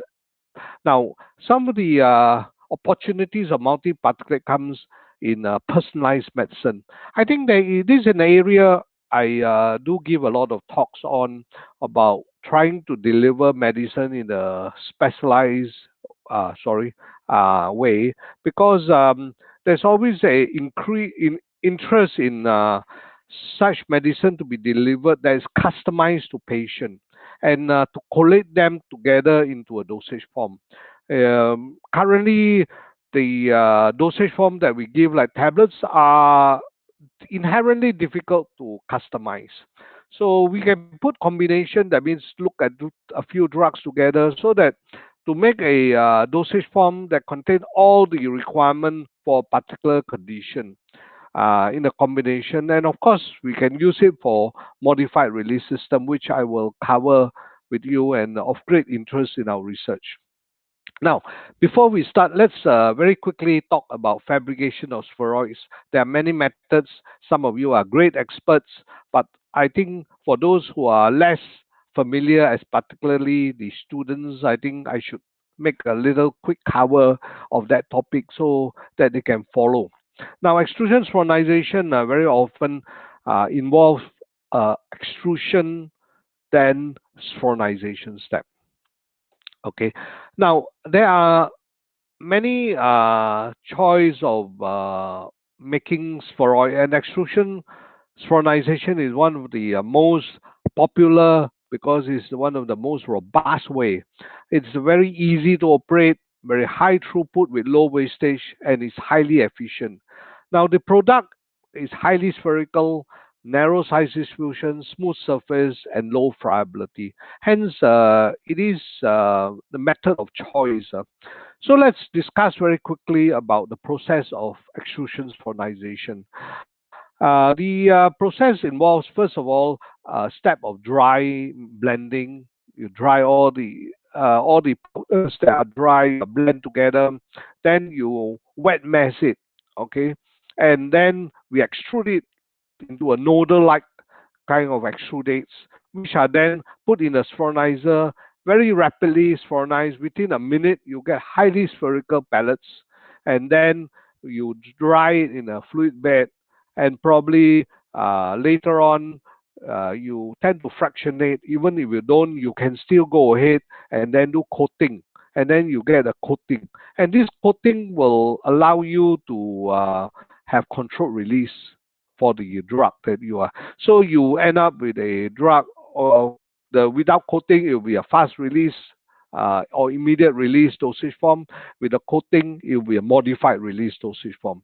Now, one of the most important thing in this area is in the manipulation of the wet mass.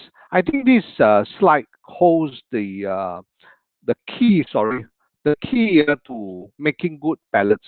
Okay, if you get the wet mass, then you extrude into make extrudates, and then you spheronize. Now, if the cohesive force of the wet mass and the forces for extrusion spheronization is equivalent, you end up with round, narrow distributed uh, palette. So you have to get your wet mass into the mass which is about balance in the cohesive spheronization force. Now, if your cohesive force, that means your cohesive force in the wet mass is higher, much higher than the spheronization force, you end up with elongated, very elongated pellets, okay, which is the solution is to increase the speed. Now, on the other hand, if your wet cohesive mass is forces is less than the spheronization, you end up with irregular shape with wide size distribution. And here, your solution is either by decreasing the spheronization speed, which if you can't, then you work on the mass. Can you increase the cohesive strength of the mass? You can do this by, we call it multiple extrusion, or you reduce the particle size of the raw material, or you widen the component, so therefore you can balance the forces better. Because if you widen the size distribution, then you get a more well packed particle which is stronger. Okay, in summary, because I don't want to take too much time on this, first of all, extrusion spheronization is commonly employed in the pharmaceutical industry to prepare spheroids. Pelletization or spheronization aid is usually important for the process, and the the uh, I am. Are you uh, the I'm not so sure. It seems that are you able to see the slides? Dr. Hanks, Yeah. actually, we can see the first slide only, Oh, but somehow in the side-wise, I can see the summary also. So if you please work on the slide for, yeah, now it is visible. The summary is no, now Yes, I sir. visible. able to It is see. visible. Yes, yes, yes. Now can you see the slide? Oh, Yes. Yes, yes. So, so now you right. can see the summary, huh? Okay, okay. Um, so the ability of the okay, the ability of the component particles to pack during wet meshing is important. And pellet formation by extrusion solidization requires an optimum balance of the forces exerted. And process scale up is possible, but to a moderate rate, because these processes are very short, usually take about 10 minutes or so. But you can, at max, you probably can produce about 200, 20 to 30 kilo, but you can do it very rapidly after every 15, 20 minutes, and you probably can produce quite a bit with it. Now, the next we look at the coated pellets and the design of MUPS tablets. Now, of course, when you are looking at the MUPS tablet, you have the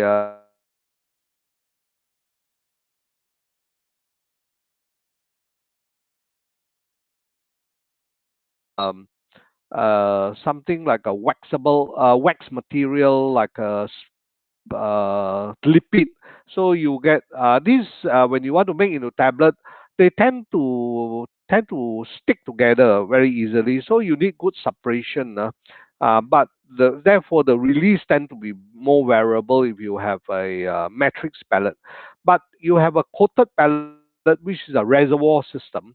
Here you will have a situation where you you can have compaction done, but it's very challenging because there's always the risk of the coating being damaged by the compaction force.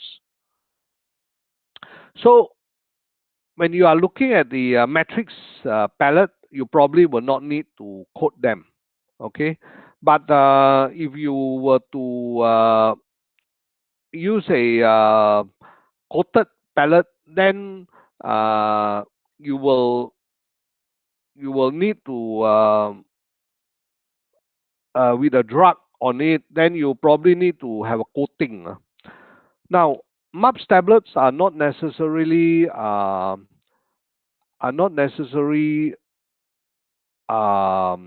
what do you call um, not are put where the pellet are put into tablet, but also pellet can be put into capsule, and these are then um containing all the dosage form and sorry, are you all able to see the slides? Such summary slide only we are able to see as of now. Okay, So okay, you okay. just need to select the next slide so that we can Okay. able to see next. Uh, okay, wait. I think what happened is that I believe that So there you is have to put the a slide here, na? That way, it's manually, sir, you can select. yeah. This is why I think they are automated. Yes. So you Wait. can put it on the next slide. Yes, next. At Hmm. the very first heading, sir. Next slide. Yeah. Wait. I think the timer is on. I don't know why. Okay. Slide Um. is changing, sir, but we are able to see just summary slide, sir. Oh, is it? I I'm not very sure why this, because there is a From the bottom, you can this. from out of these slides, no, sir, you can share uh, at the end. Okay, wait.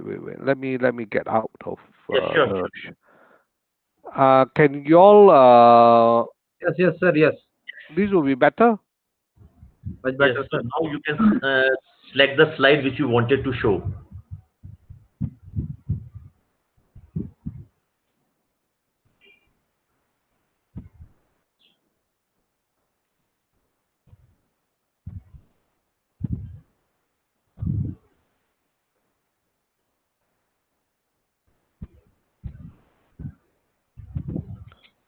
Okay, is it okay? Can you all see Yes, the yes, yes, yes. maybe But every time, sir, you have to go for the you next slide. The okay, moment you have okay, set the current slide. okay, okay. Yes. Yeah, please. Thank you. Uh,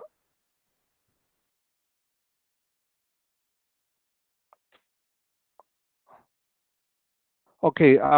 Can you see these? I unfortunately it is being there is a timing for it. Okay, Right. sorry, I'm trying to overwrite it. Yeah, yeah. So this mm, the coated pellet can be made into capsule or into tablet or what we call the MUPS tablets. I think in the market, oh, uh, in the MUPS tablet,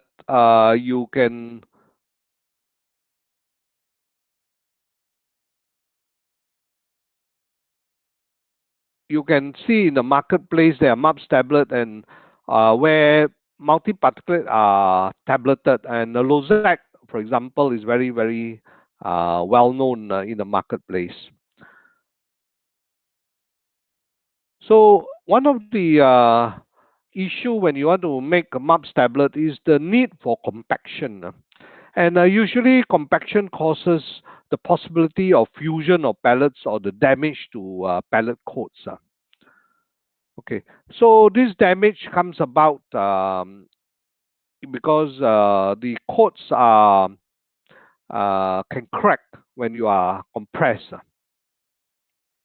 Now, very often when you want to assess quality of a pellet before and after compression, you normally look at either the dissolution. You basically use the uncompacted pellet, the dissolution T50 over the compacted pellet. The ratio will give you some idea about damage.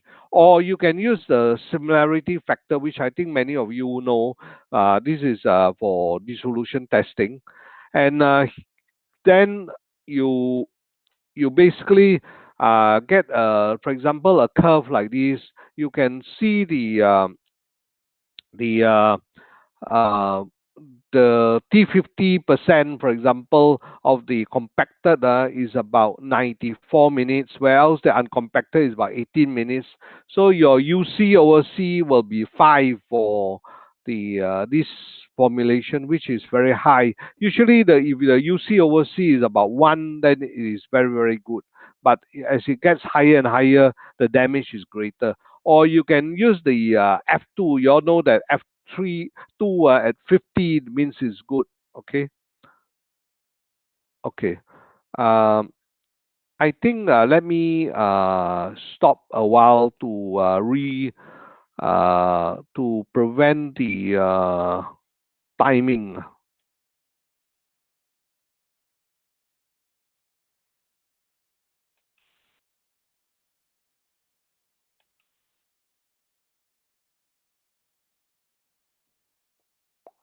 Hello. Sir, without slideshow also it could be fine. You just put it on a full screen, this presentation at the full screen. That's all. Full screen. Yeah. Okay. Okay. Without the slideshow lah. Without the slideshow. Yes, yes. Okay. Okay. Without the Okay. slideshow. Okay. I was You just thinking. need to put on at the upper side, just upper side Okay. Okay. from where we can message. Yes, this. Yes. Okay. Can you all see like that? Right. And then subsequently you can select the different slides the moment you want to change the same. Okay. Okay. Okay. So can you all see these? Which slide exactly you want it to be on? Maps. The maps tab. Can you all see Yes, it? yes, yes. Now we are able to see maps formulation. Maps formulation. Yeah. Okay. Okay. Okay. So you can see these without. Subsequently, sir, you can change otherwise afterward. The moment you wish to change the slide, you can change the slide from the cursor, your Okay. mouse. So this is okay. Yeah, yeah. Now it's tablets example. Yes. Multi. Continue with the Okay. discussion. Okay. Okay. Then I think I will show it this way lah. Right. Okay. Yeah. Thank you. Okay. So okay. Now I would like to cover the part where it is of my interest to share with you some of the latest research on multiparticulate. Basically, this work came about for the understanding of how the damage of pellets are when they are compacted into MUPS tablets. Okay.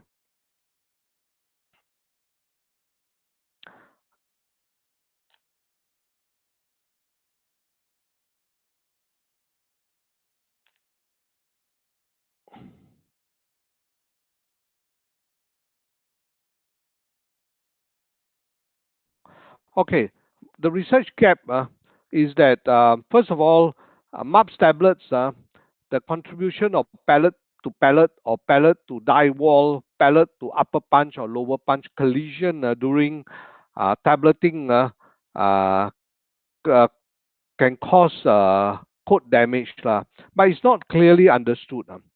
So the compaction-induced physical damage of pellet coat was observed, but its impact on drug release remains unclear. So this is the purpose of our research, which I want to discuss with you.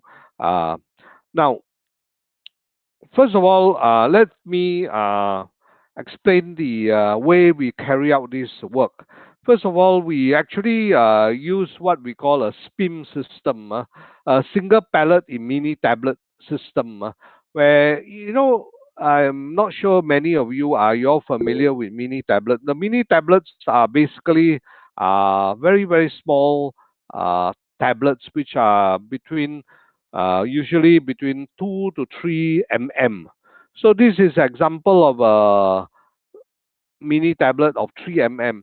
So what we do is that in each tablet we put one pellet. So we know what happened because we have only one pellet. So if the damage will be clear where uh, what is happening. Okay, so we make the tablet singly with one pellet in one tablet. So whatever happens, we will be very, very clear because there's only one pellet in one tablet, right? So before that, we have to sort of characterize the pellet, looking at the size, and most important, the compression strength, so that we know at what pressure will probably be damaged, so that we can tune our compaction force to the level where it will be damaged. Now, of course, we first of all have to determine this the disintegration factor, because if a tablet doesn't disintegrate in time, then the delay in release is due to the disintegration and not due to the damage. So we need to look at it, and we figure that about 1% sodium starch glycolate in will be very helpful. Okay, to so that we will make sure that the tablet that we make will disintegrate within a couple of seconds. Now, to tablet, we use a simulator, which we a compaction simulator. So this compaction simulator will make the tablet exactly like a machine in the production. Okay, so we actually exert the pressure that is about 65 megapascal. Okay, which we because we calculate by the from the compression force, about 33.8 kilonewton will be perfect for the purpose, so that we add in 1% sodium starch glycolate to ensure disintegration. Now, placement of the pellet in the mini tablet requires some precision, because we need to place it directly in the middle, for example, if we plan to. So we make a device for what we call a pellet placement guide, which we can put over the die cavity, and we can then place the pellet directly centrally. So what we do is that to put it in a mid place, we fill we lower the punch, we fill up with the cushioning agent. Okay, then we lower it further, then we put the guide over, and then we can put a pellet individually in each of the die, and then we fill up the rest with the rest of the cushioning agent, and then we compress so that you can therefore make sure that the pellet is centrally located at any position you want in the central core of the mini tablet. So for dissolution testing, because we are one pellet, the amount of drug is limited. So we need to devise a different way to do release testing. We actually use test tube with water, where we actually shake the test tube at a different at a certain rate, where we determine optimum, and we sample from the test tube for a certain amount, which we replace over a period of 2 hours. So that's how we do dissolution, because you cannot use the normal dissolution tester with only one pellet, because there's not enough drug concentration. Now, of course, the properties of the pellet, because we have to calculate, we have to code it, and we look at all the properties that is required, including the crushing strength, which is about 4.3 megapascal, and we need to do all this so that we can then calculate exactly how much pressure to apply when we are making the tablet. I just don't bore you with all the details, but just to share with you some of the research outcomes. Now, this is an interesting slide which we will spend a bit more time. Now, of course, if you look at the cartoon of the tablet, and then the all the circle where is where we put the pellet in. So if you put the pellet in a different position, you find that the release, the T50 dissolution T50 is different. Now if you look at the extreme right, there is a uncompacted pellet. The T50 is about 92 minutes. Okay, that means it's quite long. It takes more than 1.5 hours to get T50. But when you subject it to compression force, okay, they change drastically. You know, one of the most interesting is the triangle, the inverted triangle, okay, which is at the corner. So if you put a pellet at the corner, that means you put all the powder in, and then you push the pellet at that edge there, and you see the damage there is heavier. It is the T50 is 37 minutes. Okay, so it is that means the damage is very very high. And if you put at the top, right at the top, or right at the bottom, or at the side, they are quite similar. It's about 56 to 59 minutes, T50%. So because they are adjacent to a surface, okay, the damage will be high. At the bottom, there is a lower punch. At the top, there is an upper punch. At the side, there is a die wall. So the position of the pellet where they are, the damage is equivalent. What is most interesting for us is that if you look at the three pellet in the center, that is not touching any surface. Now, right at the middle, you get a pellet that has about 76.8 minutes T50%. But it doesn't seem to be, it seems to be damaged to some extent. But the upper quadrant, it is 81.3. And at the lower quadrant, it is 58.3. So the lower quadrant seems to be very badly damaged. The upper quadrant is perhaps the best place to be. So if you think of the damage at different spatial position, their damage is different. And the least damage is one at the upper quadrant. So this is interesting. Where the position of the pellet is, the damage is different.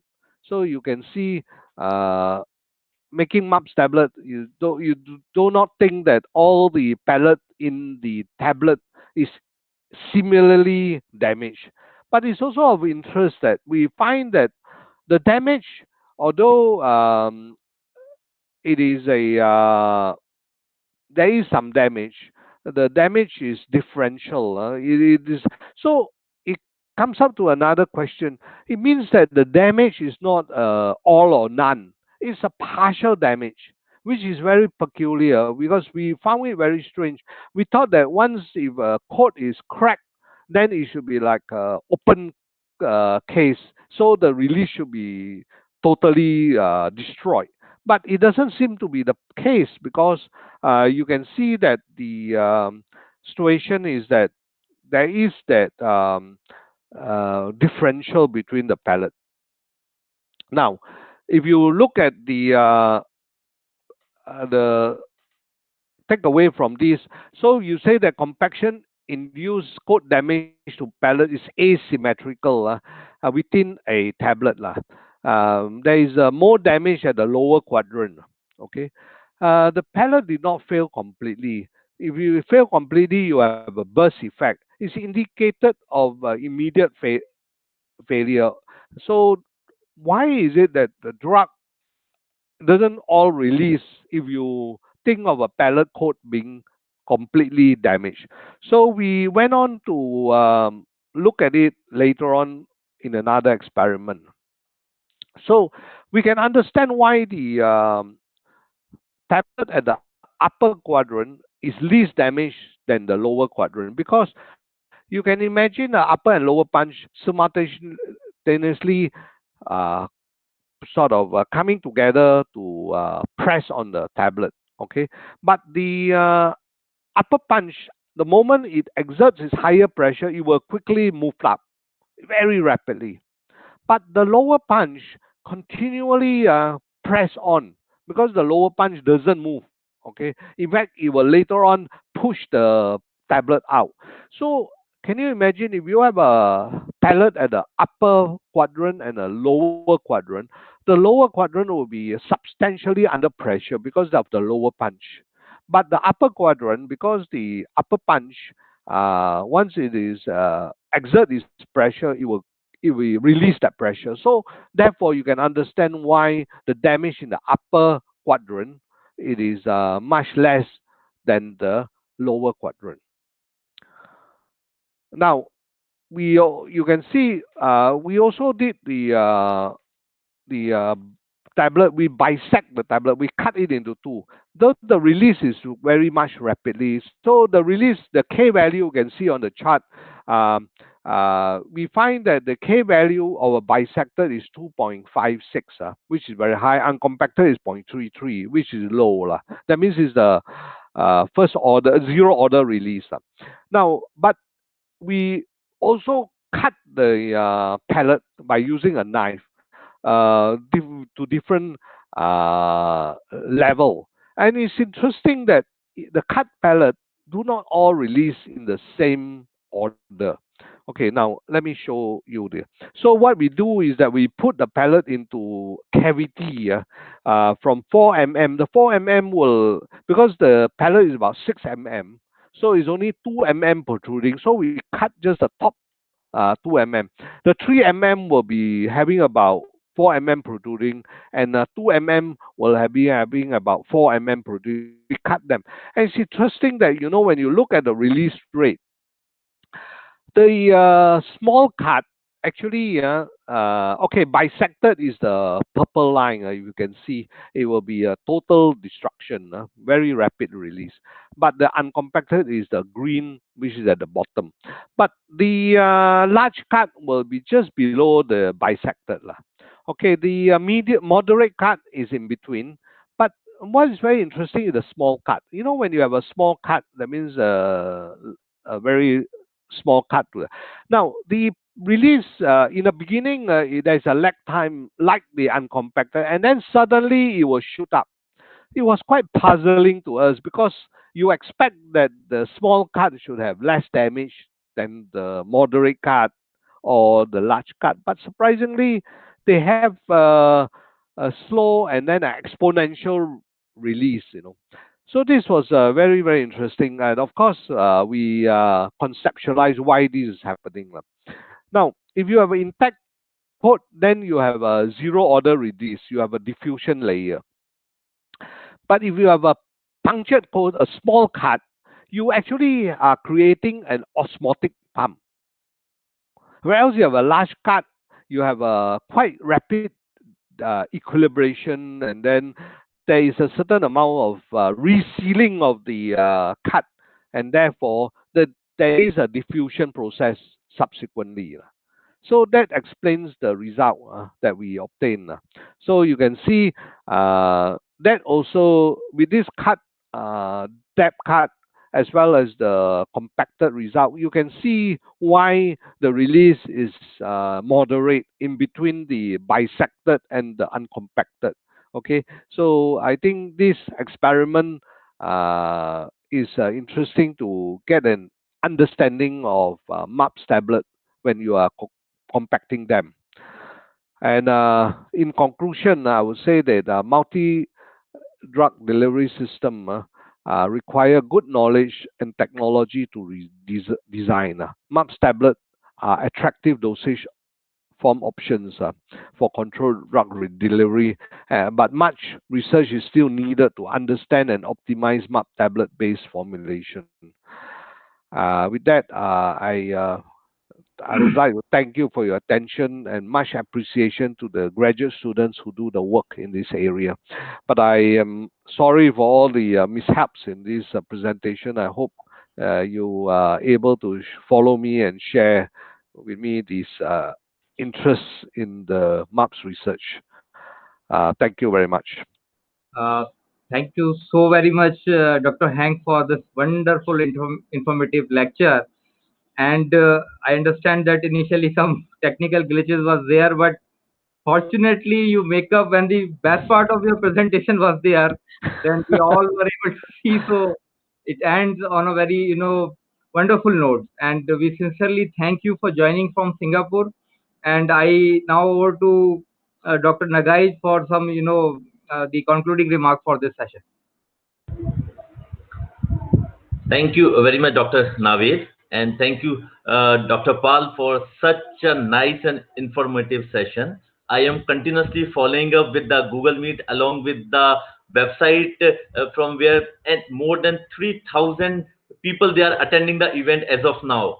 And there are more than 300 people currently they are witnessing through the YouTube streaming link as well. And continuously we are able to see the comments, and all of them, majority of the comments they have mentioned about the very informative session. Indeed, it's back to back sort of a moment for us that we are able to hear Professor N.K. Jain, then the lecture from one of the very eminent researcher and a scientist like you from one of the Asia's top and a globally acclaimed university, NUS, National University of Singapore. So it is indeed a great pleasure for us. And certainly for all the audience as well, after the conference we'll be able to share the feedback link, and subsequently you will be able to offer your comments whatsoever you wanted to do, because it's not suggestive that in between of the conference we'll be able to share the feedback link. So certainly that link would be shared with all the participants who has attended the event, who are in process of attending the event as well. And certainly we love to hear from you people as well, because this is just an initiation, just a start from society to take it forward for the virtual forum of the international events. So certainly these kind of events would be a routine passion and the routine processes for the Society of Pharmaceutical Education and Research, and certainly we'll be sharing the link after the conference to each one of you. Now we are going to take a short break for 35 minutes. We will resume the session at 1:30 Indian Standard Time, and the lecture would be from Professor Pornsek Shrimonsek. So as per Thailand time, it would be 3 p.m. I already had a word with Dr. Shrimonsek as well. He'll be ready with his presentation. So I request each one of you to take a short break so that you also keep relaxed.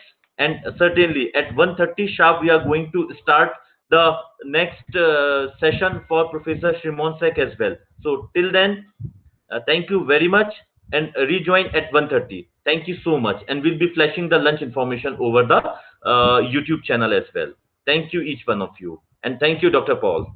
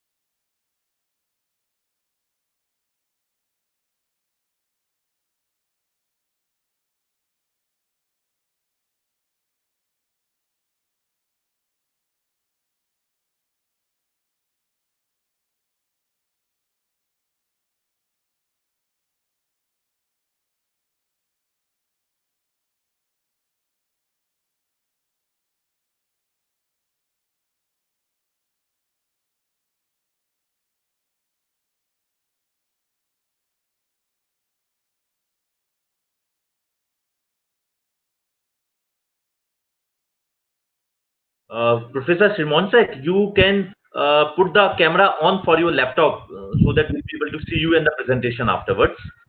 Yeah. So, you're right. You are online. Right. Yeah. So, I guess we can initiate the session after the lunch break. Right. So, on Yes, behalf right. of SP, yeah, I would like to welcome our eminent speaker, Professor Ponsek Shimonsek. And for the moderation purposes, I would like to invite one of the very founding member of Society of Pharmaceutical Education and Research, Dr. Vinay Pandit. So, over to you, Dr. Pandit. Can introduce the speaker and along with his short profile and everything. Over to you, sir. Yeah, thank you so much, sir. And good afternoon, all, to the third scientific session of International Online Conference SPR 2020.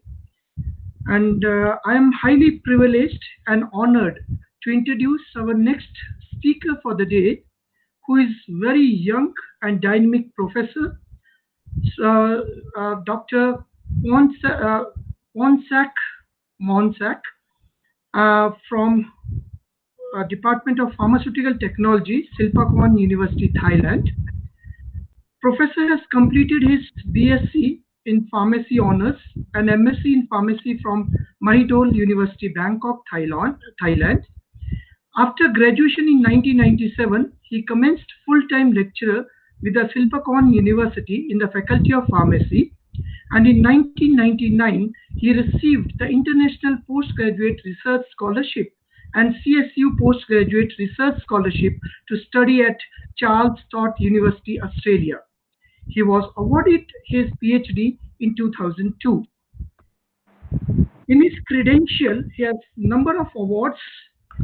To name few, he has Nagai Award Thailand for Research 2002 from the Nagai Foundation, Tokyo, Japan.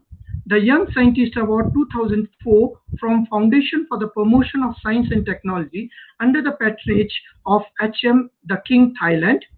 The Thailand's Postdoctoral Award 2004 from the Thailand Research Fund, the Research Council Award in Chemistry and Pharmaceutical Sciences, the Sper Con University Outstanding Research Award in Sciences and Applied Sciences.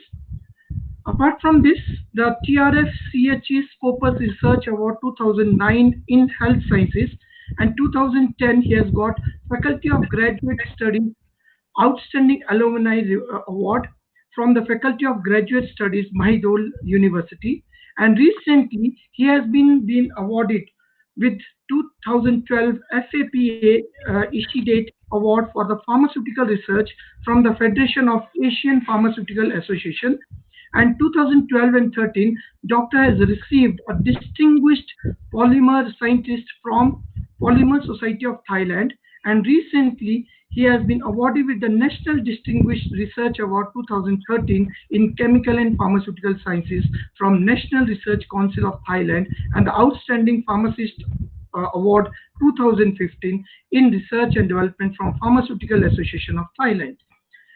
Professor has been actively involved in various researches, scientific researches, and is focused on drug delivery system and dosage form design, application, and biopolymers in pharmaceutics and pharmaceutical nanotechnology.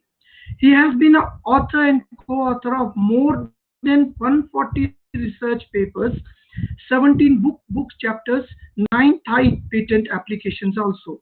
He has been given over 320 presentation, invited lectures, seminars in national and international conferences, and has been actively participated in grant review for many funding agencies and review of papers for many reputed journals. He has been an editorial board member of many journals, and he is the editor-in-chief of TIPA Journal. With this few words about his introduction, which is like it is very huge, like it will take a lot of time. And now I welcome Dr. Ponsek Simonsak to deliver his talk. Kindly, Doctor, please, over to you. I welcome you for the talk. Okay, thank you, Dr. Vinay, for your kind introductions. And first of all, I'd like to thank the organizing committees, SPR, and Also, the Dr. Nakai for giving me the chance to share with you the talk today. So I will start with my slide. Just a minute.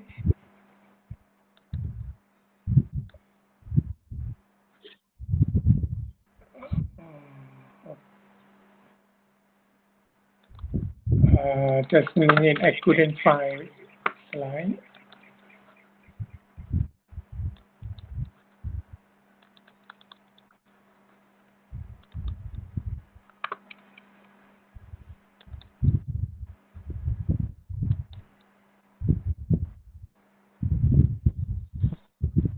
Okay, come.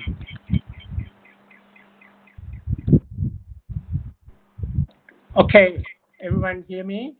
So the talk today will focus on the innovations in pharmaceutical dosage form design for the elderly patients. As you may know that the elderly populations are getting older, and the percentage of the people aged 60 years or older are increased. Like in the next 10 or 20 years from now, the percentage will be increased, especially from the countries in Europe and Asia, including China and Thailand, that the numbers of aged people are increased. That means the numbers of elderly population will be increased dramatically. This because of the success in the public health policy and the medical advancement, cause of the reductions in the death rate, and also the economic development and national development of each country. And the consequence is when the people getting older, they come with the chronic conditions, especially the hypertension, high cholesterol, diabetes, kidney disease, and depression, Alzheimer, and so on. Statistically, 80% of them have at least one chronic condition, and 68% have two or more chronic conditions. That results in the use of many drugs, to treat. However, the physiologies of the aging peoples uh, have changed and not the same as young as they used to be. For example, the the gastrointestinal functions or the physiologies have changed, so it influence the drug absorptions, like the amount of the saliva decrease, the gastric acid production decrease, or the gastric emptying time prolonged, that influence the drug absorption. Also, the some factors that impact the drug distribution, metabolism, and also the drug eliminations that would influence the drug, the efficacies of the drug given to the patients, and also the safety of the drug. As mentioned, that after they get so many chronic conditions, so they will prescribe with different drugs, probably more than 5 different drugs. So we call polypharmacy. However, all the elderly patients, they have the poor memories, and sometimes they get confused when they get prescribed too many drugs, and also too many instruction schedules to take the drug at different times. So that would cause the trouble for them. This would influence or resulted in the decrease in the drug compliance and also the drug adherence and safety to that elderly patients.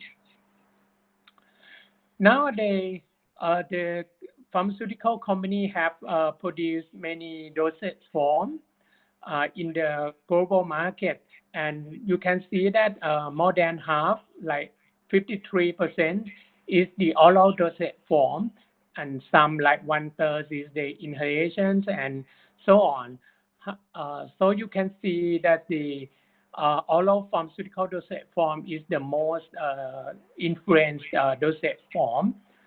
So if we're going to use this one for the elderly patients, so that would be the good choice. However, the selection and design of the uh, oral pharmaceutical dosage form continues to be one of the most significant challenges. Okay. Why the oral route is the most convenient method for the drug administration. So, however, the advance in the oral drug delivery technologies have been limited. So the reason is the limitation of this limitation is the unique GI physiology. Even small improvement in the drug delivery technologies can make significant difference in the enhancement of the patient compliance. So we can modify some like the drug disintegrations, the drug dissolutions, or the drug absorption in the mouth, in the stomach, or even in the small intestine. So it can make the change, significant change on the enhancements of the drugs. One I mean the swallowing consideration is the most important factors that we should consider for the elderly patients because of like 1/3 of the population have these difficulties. Nowadays, so in the nursing home, they just use the simple technique like opening the capsules or clutching the tablets to before giving to the elderly patients. However, these come with the consequence. The older adult may uh, have the problem with not receiving the full dose of the drug after clutching or opening the capsules. And also, if they mix that drugs with the food, and probably it come with the compatibility issues. In pharmaceuticals field, if we going to formulate the dosage form, like especially the oral dosage form for the elderly, we should consider these three criteria: the patient acceptability, the drug safety, and also the access to the medicine. That means we have to consider about the dosage preparations, the ease of the ingestion, the dosage considerations, the risks of the missed dose, and also the supply chain and the cost of the production that we should be considered. So today we going to focus on the one of the formulations of the solid dosage form formulation, which is the oral disintegrating tablet. So you may already know that the orally disintegrating tablet or ODT is a solid dosage form that containing the drugs, and this tablet can disintegrate rapidly and dissolve in the mouth without taking water within a few seconds or up to 60 seconds. So when this ODT have put on the tongue, it just disintegrates and on the tongue. And after that, the patients can just swallow the disintegrated tablet or powders into the stomach. That's very easy for them to use to avoid the swallowing difficulties. Nowadays, they have so many technologies that based on the ODT, they can call as different names. such as the oral dispersed tablets, mouth dissolving, rapidly disintegrating, fast melt tablet, quick dissolve, freeze dry wafers, and so on. So, and you can see here in this slide that there are many products available in the market, and most of them will add the suffix on the trade name with the ODT technologies like fast mail after the name of the trade name of the drugs or oral dispersible tablet, flash tabs, and so on. The ODT have the advantages because can be administered to the patients who cannot swallow, such as the elderly, the stroke victim, the patients who refuse to swallow, for example, the schizophrenia patients, for example. It can rapidly rapid drug therapy interventions, and it achieves increased bioavailability and rapid absorption through the pre-gastric absorption if the drug disintegrate and dissolve in the mouth before swallows. The convenience for administrations and patients compliance for disabled, bedridden patients, and for travelers who do not always have access to waters can use the ODT because no need for drinking waters after taking the drugs. However, the ODT have some disadvantages as well. Because some technologies that use lyophilizations or freeze drying, they're quite hygroscopic, so it can absorb water. So we have to protect them, and that will increase the cost of production.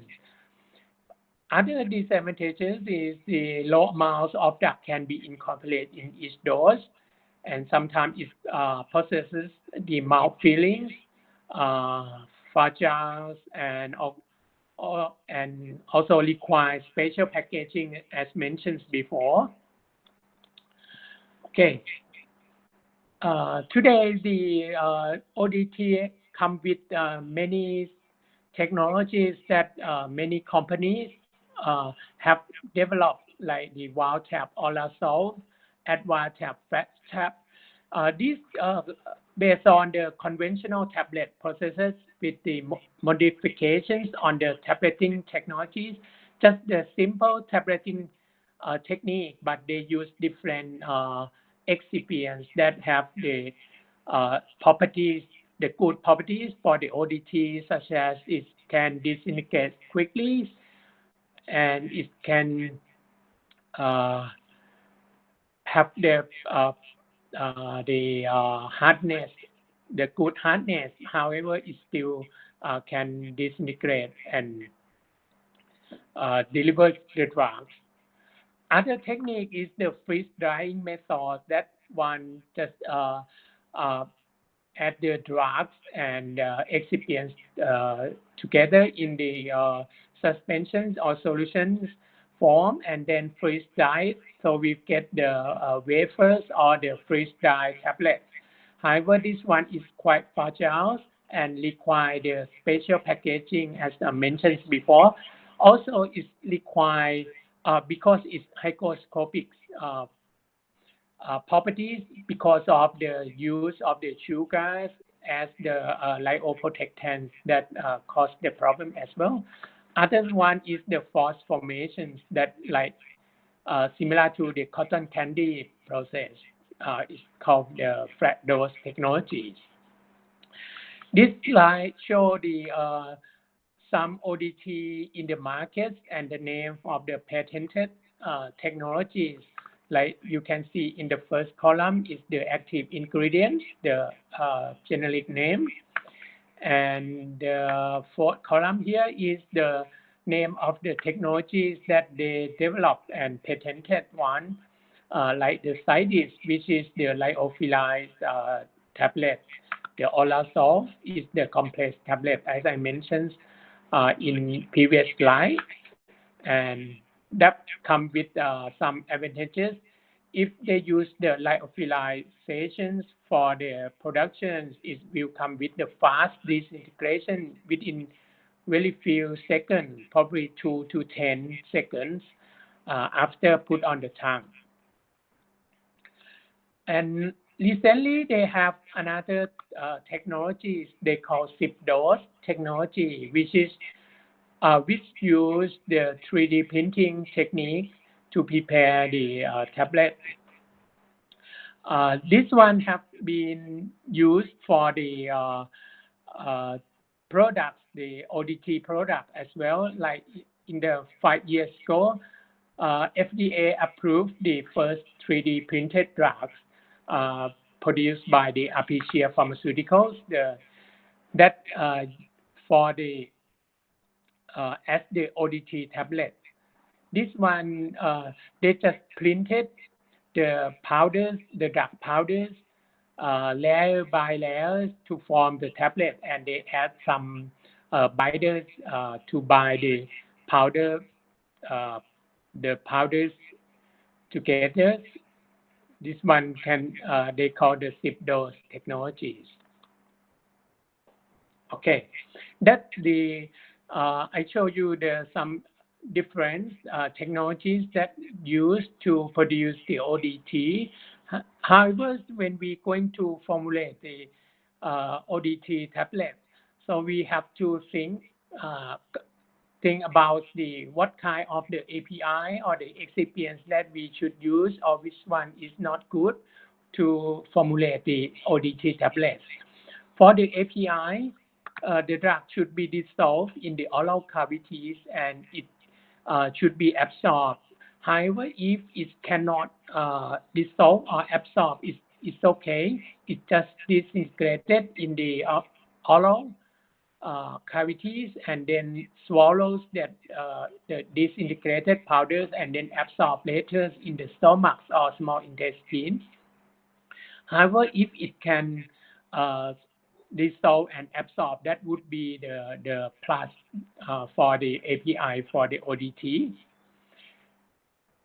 The second one, it shouldn't have the bitter taste because after the drug is disintegrated in the mouth, if it's too bitter, so the patient will taste the bitter, and that's not good. In that case, the formulator have to use other taste marking technologies to mask the bitter taste before prepare the ODT. And it should be in the low dose or small to moderate molecular weight and good solubility in waters and non-ionized in the pH, in the saliva pH. So it can be absorbed easily. Okay, the next is the excipient selection. So actually in the ODT, that is composed of the drug, the API, and also the most important excipient is the disintegrant, the super disintegrant, or otherwise the excipient itself, the diluent itself should have the absorb waters quickly and then disintegrate. Also, if you come with the bitter taste trouble, so you may add some masking, using the sweeteners or the flavors or taste marking agents in the formulation as well. Other excipients that's similar to the tablet dosage form, the diluents, the binders, the glycan lubricants. Okay, so in summary, for the ODT, the challenges in the ODT is the disintegration time. So it should disintegrate quickly. So in the pharmacopoeia, the criteria for the ODT, it should disintegrate within 60 seconds. In some text, it said that it should be disintegrated within 30 seconds. However, some technology they can disintegrate very quickly in the just a few seconds. And also it should have the acceptable mechanical strength. Otherwise, you require the special packaging that cost more for the productions. Also, the challenging another challenge is the test markings. So for the bad test drugs or the bitter test drug or medicine. Some drugs have sensitive to the environmental conditions, and also if you use the lyophilization, that would be sensitive to the environmental moisture. Also, some formulation have the mouthfeel problems, and also the cost. If you use so many techniques, it would cost more. That would be the challenges in the ODT formulations. Okay, so we go for other technologies or other techniques that can be used for the elderly patients.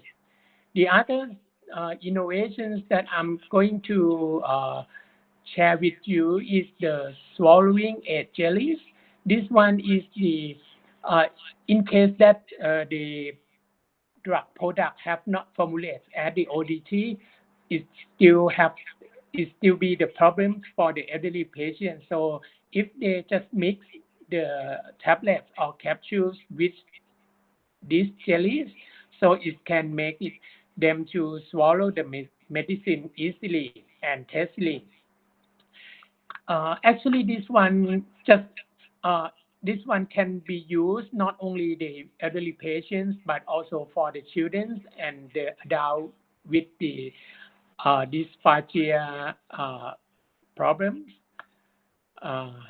This just add the jelly with the tablet and then just use the spoon to fit in the mouth very easily.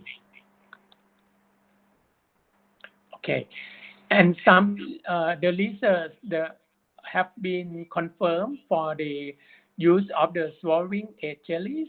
On the left hand side is for the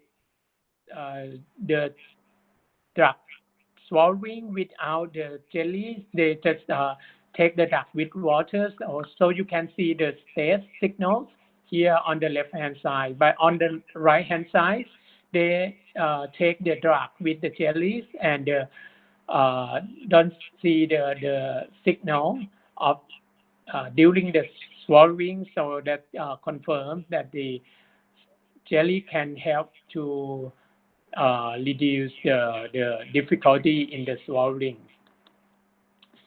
Another one is the swallowing for flavor spray.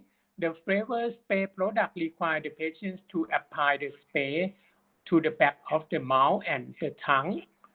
Before taking the tablets or capsules, they just spray and then put the tablet or capsules in the mouth and then just swallow with few sip of water that would ease the swallowing for the patients with swallowing difficulties. Another technique is the pill coating. This one is the home coating, so they can do the coating at home. This one just put you can see on the right hand side figures, they just put the tablets through the package.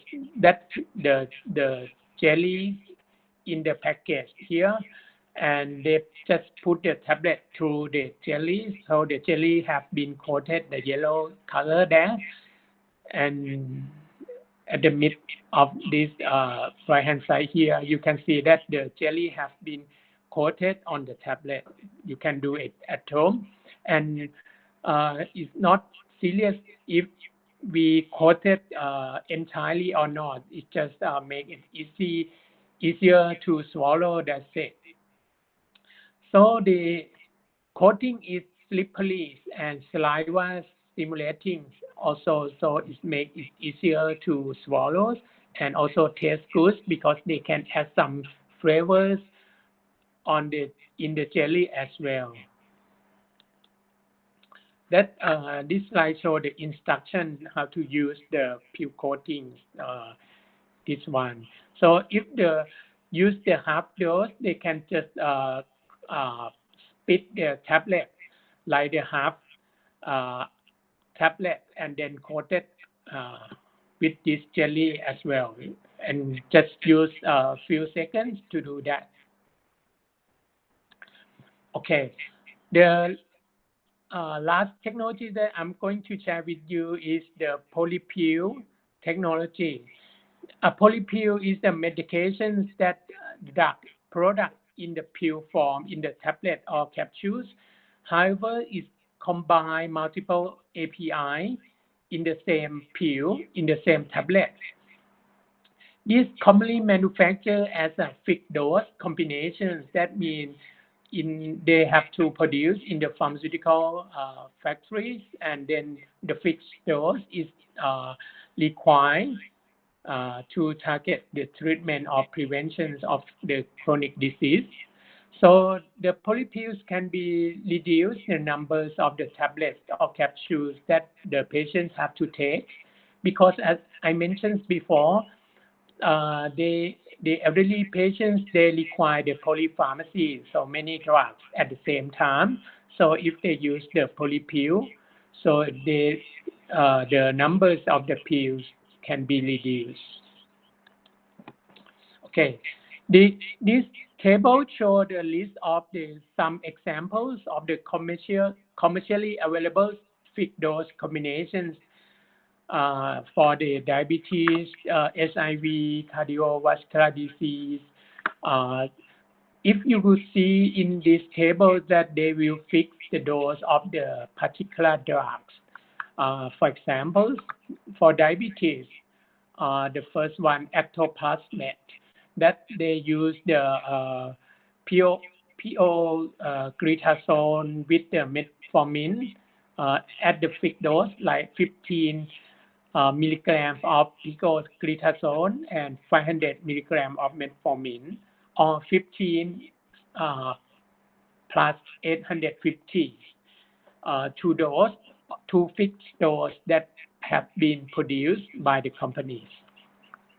And you can see other examples. They use the same similar principle, that they use the fixed combinations of the doctors. However, the polypill technology have some disadvantages, because it can mix to reduce the amounts of the tablet. However, it reduce the dosing flexibility as well. So the doctors hardly change the dose. Tell them the dose is difficult for the fixed dose combination products. Also, the ADR of the FDC products, more than one drug is administered at the single dosage unit, so they combine the ADR of each drug together. And probably the pharmacists and the doctors can overlook the limit of the certain drug in the FDC, because the patient cannot tell which one is which when they combine the tablet or the drug in the same tablet.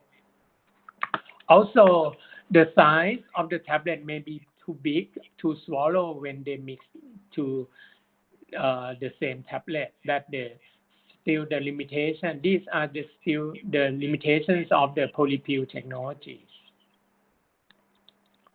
Okay, so in conclusions, that from the talk today, that I show you the factors to consider for the elderly dosage form design to the elderly patients.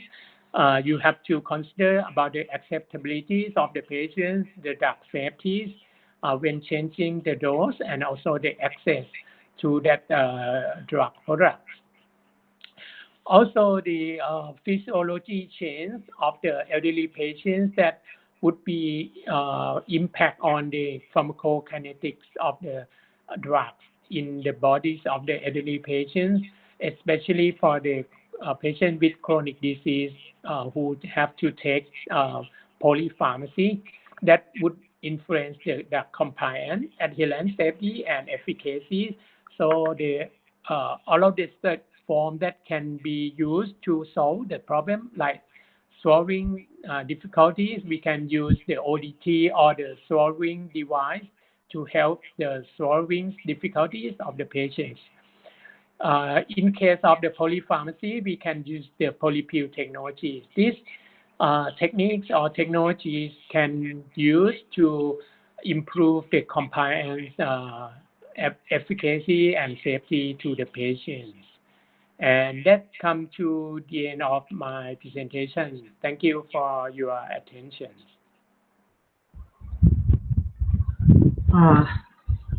Thank you, Dr. Shimon Sak. Really, it was very informative session and very informative session on innovation in pharmaceutical dosage form and design for the elderly peoples. So your session has enlightened us to various technologies, various formulation aspects involved in ODTs, and the way you have explained in a very simple language the challenges and various technologies which can be used for elderly peoples was outstanding. And hands off to you. It was very informative talk. And thank you very much, sir. We are very thankful to you that you have spared your time for delivering a talk. And now I will hand over this to Dr. Upendra Nagaich for the next sessions. Thank you so much, sir. Thank you. Dr. Upendra. Yes, thank you, Dr. Vinay and Dr. Shrimonsek, for your time. Yes, it was indeed a great informative session. I just received a call from PK Datta Saab as well. He also appreciated because he is a person from industry, one of the very eminent and expert from the industry, Mr. Deepak Kumar Verma. He is also with us. He already joined. He is about to join for the panel discussion as well. So, although it's a very informative, elaborative, and in a very simple language you are able to suggest, because a lot many audience, they are students, so if we will complicate the things, certainly it would be very difficult for them to understand as well. But yes, you try to keep your presentation very nice but very informative along with very simple language as well. So I do appreciate, and I'm very thankful to you that every time whenever I required you, I requested for your presence in one or the other events of the SPER. Every time you manage to be there, either it's in India, it's in Thailand, or any other places as well. So once again, Professor Shimonsek, I extend my warm welcome and thank you on behalf of Society of Pharmaceutical Education and Research for being a part and parcel of the society. And I thank Dr. Vinay Pandit for the moderation as well. And now we are moving ahead with the panel discussion. So we will expert from the industry, one of the very senior most person from the industry, Mr. PK Datta sir. He is the Managing Director for Cystopic Laboratories Private Limited, New Delhi. Mr. Hirak Bose, he is the Senior Vice President, Sales and Marketing, Lupin Limited. Mr. Deepak Kumar Verma, the General Manager for Preventive Healthcare Private Limited. He is currently heading the plant in Sikkim for Preventive. And we do have a very good moderator to moderate this particular session of the panel discussion, I can say, for the industry. And we do have a stalwart of the industry, Mr. one of my very close friends, Mr. Shri Kumar and Mr. Shri Gulati. So I thank each one of you for the panel discussion. And now I'll hand over the discussion to Mr. Shri Gulati for further proceedings. And I welcome all the panelists for the discussion as well. Thank you so much. And I just take the opportunity to thank Mr. Hirak Bose as well. Just now he joined the conversation. So I, on behalf of SPR, would like to thank you for joining us and making happen this wonderful conference. And certainly all the student fraternity, all the faculty members, all the people from the industry, they will be benefited with the panel discussion. So already the theme that has been shared for the panel is also very apt for the current situations like COVID-19. the impact and the opportunities for pharma industry. Before initiating the thing, we do understand this in this pandemic situation. Globally, the situation is very tough.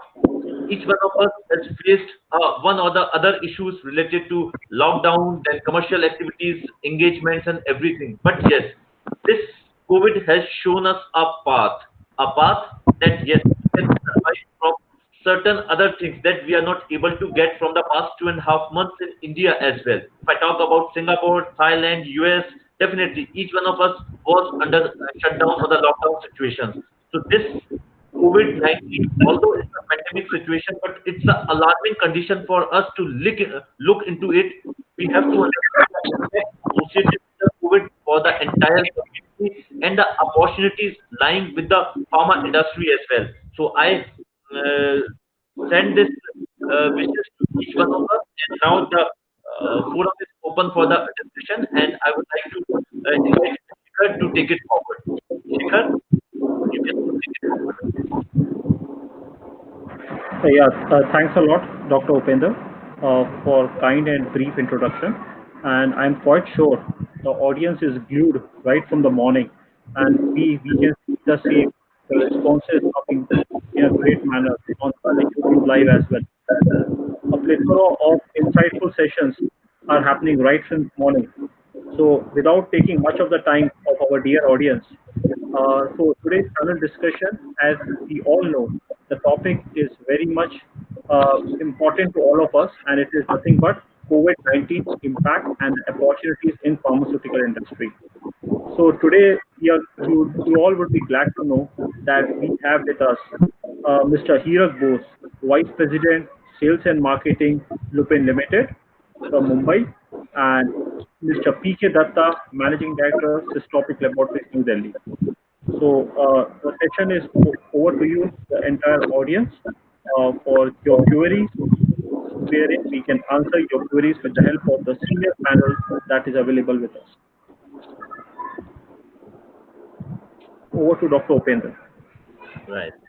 I wanted to add one more point. One of the panelists, Dr. P. Visain, from Nutravi, Toronto, Canada, he was due to some unforeseen reasons he was not able to connect because he engaged with some of the initiators of India was activity. So he was not able to make it today.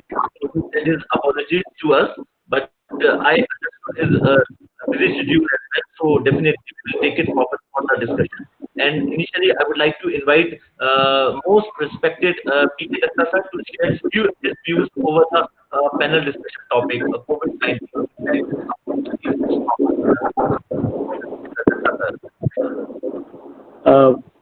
I have spent close to 50 years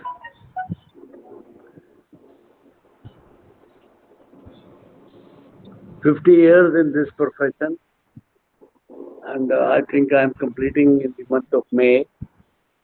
And I have seen the industry going through number of challenges, number of difficulties, number of problems, but never a problem of such a magnitude which the industry ever envisaged. We were all talking about nuclear warfare, we were talking about bombs, but I think corona warfare possibly has been one of the worst. What my generation has seen and how many issues we have gone through, each and every person can think of those things happening. But you know, in my industry, pharmaceutical industry particularly, has been always on the forefront. And this entire episode of Corona has again brought us together. First of all, today's conference gives me an opportunity to wear a tie after almost 2.5 months, wear a shirt. So the basic idea was that what the industry went through and how the industry will manage it, and what industry should do new in order to cope up with such type of problems which come in future. Particularly, I was surprised with my first session panelist because he talked about a lot of opportunities in dosage forms. I think which is a very, very big area for all of us to improve our present dosage forms. When we talk about pharmaceutical industry, we see only three type of therapies, that is chronic therapies, acute therapies, and subacute therapies. Particularly the companies which had a chain of chronic products, particularly in cardiology and diabetics, I think for them the survival post corona is going to be much easier because the if you see the trends also of April, you will find that the business of these medicines has not come down. Rather, there has been more stocking, more of by the patient himself because in this time he couldn't go out. Even respiratory is okay, but the problem comes with certain practices, particularly gynae, particularly dermatology, particularly ENT. You will be surprised. I know a lot of ENT specialists, none of them was practicing during Corona because they think that the first patient of allergy, if at all goes, it will always visit an ENT specialist, never a physician or never a chest physician or never a bronchial doctor. So, a lot of things happened like that. Now, the question arises how we have to consider this as an opportunity. I consider this as a very big opportunity because I'm a part of one of the bodies, FOP, where we had such seminars, such interactions, and where we had number of meetings where each one of us possibly thought, okay, it's a big opportunity coming for pharmaceuticals. Now, what opportunities I say, say for example, uh, as far as now training is concerned, training has been always our forte. But nowadays, we will not be able to train people collectively. Training has to become online. Training has to become different. So, training is going to be a very big opportunity for the pharmaceuticals, for the students who join. Because today morning, even Dr. Gupta was talking about communication skills. And if the communication skills have to be improved, this is one area where you will find a lot of new things coming up. The second thing, which possibly where doctors are presently not interested, is online marketing.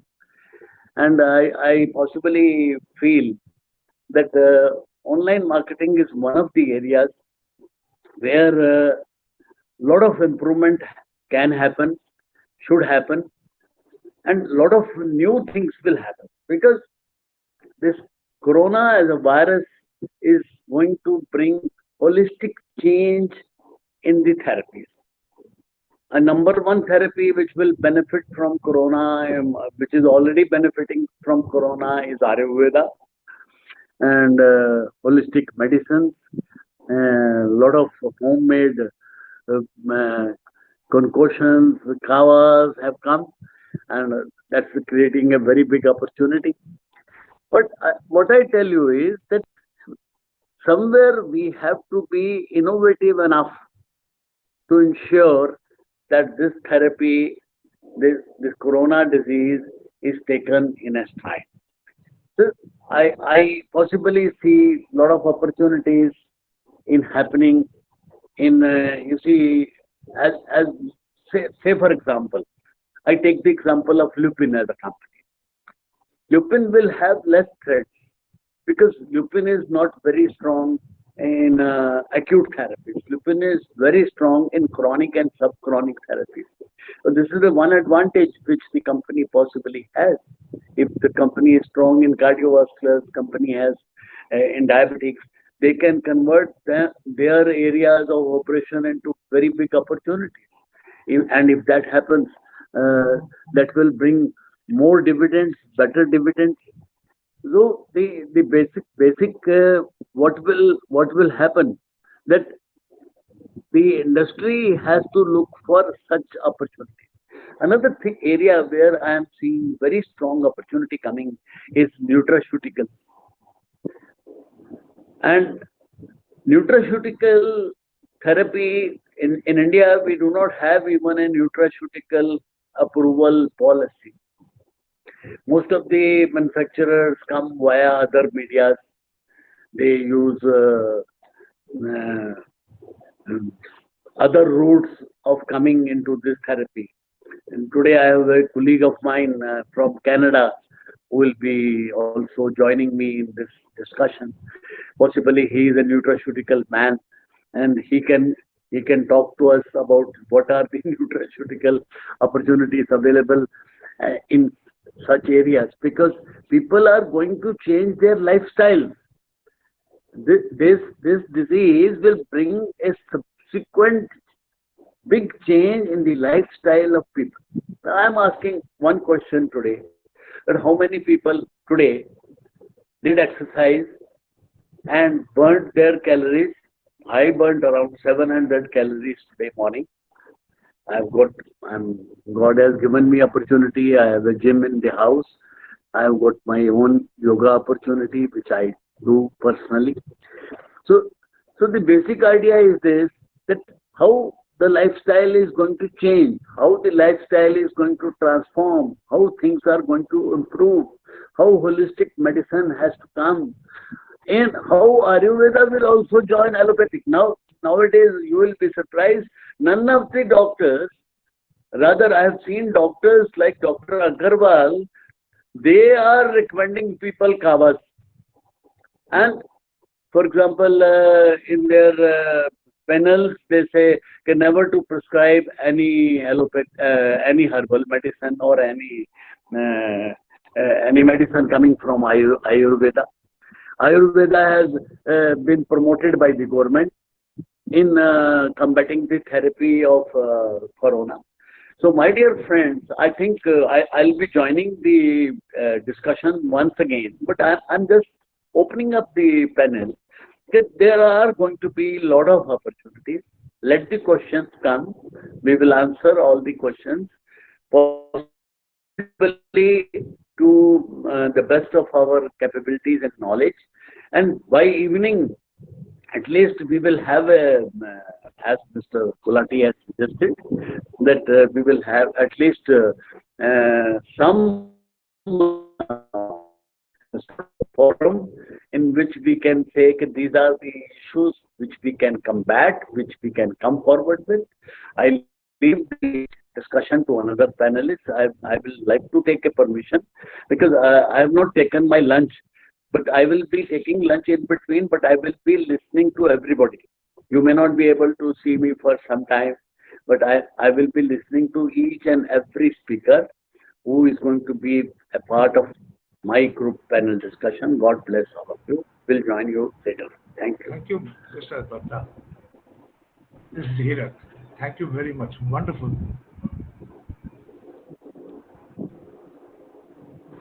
Welcome, sir.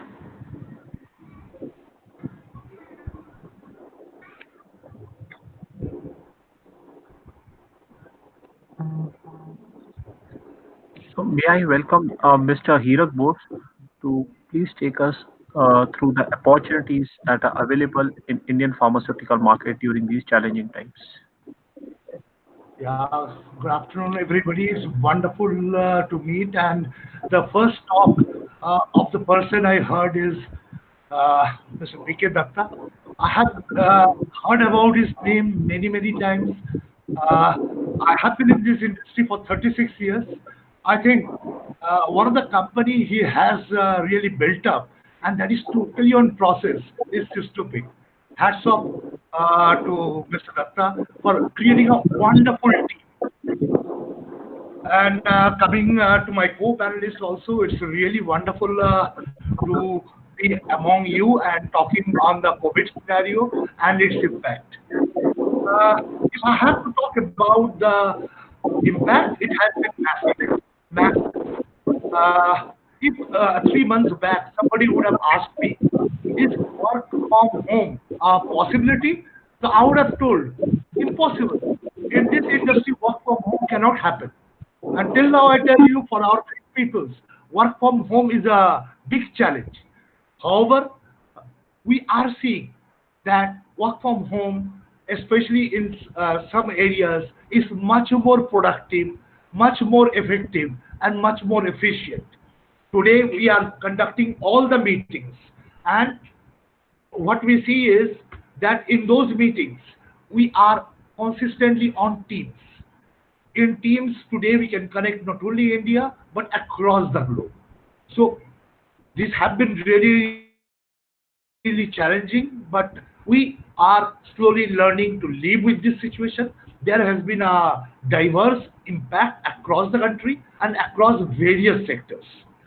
Uh, but we see post-COVID also that it is going to open up opportunity for all of us, and opportunity also to go into the global level, because we see that there will be a lot of API which we are totally dependent on China to manufacture. Slowly, there will be an impetus from the government in India, and we'll also learn to prepare our own APIs and be self-sufficient as far as terms of production of API is concerned into the Indian market. Further, you can also sum it in some other words. We are all in an era of complexity and change, which, by the way, is unfolding at a unprecedented speed. And the right way forward will take all the vision and courage of all the leaders of pharma industries to get it absolutely correct. And it will be also a real test during this time for the leadership, uh, which will have to really walk the untrodden path, navigate turmoil, pivot, and innovate to keep their team members, their stakeholders chin up, even in the time when the chips will be down. So Indian healthcare system has already been tested severely during this ongoing pandemic. To ensure a fast and inclusive recovery, we all need to act fast, and we all need to come together so that we really are able to support by the superheroes of our society, that is the doctors. They are really doing a tremendous battle. And as Mr. Datta talked about, that we were talking about nuclear war. Now we are into a viral warfare, and we all need to safeguard ourselves. We need to learn to live with Corona, because Corona is not going to go away tomorrow. We need to learn and live with that. Uh, Another thing also, Mr. Datta talked about, that chronic and acute. Yeah, of course, in Lupin for last around 10 years, we have been consistently concentrating on building up the chronic portfolio. Today, our chronic portfolio is around 74%, which gives us a lot of space, because the chronic products are going to grow still. However, we'll have a real challenge in acute.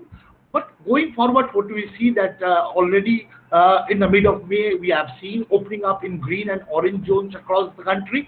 And if you see, especially some of the people have started going to work. There are a lot of precautions being made.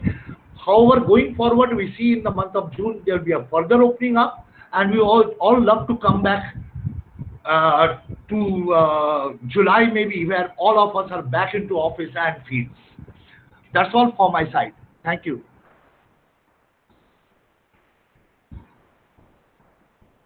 Thanks a lot, Mr. Hirak sir and Datta sir.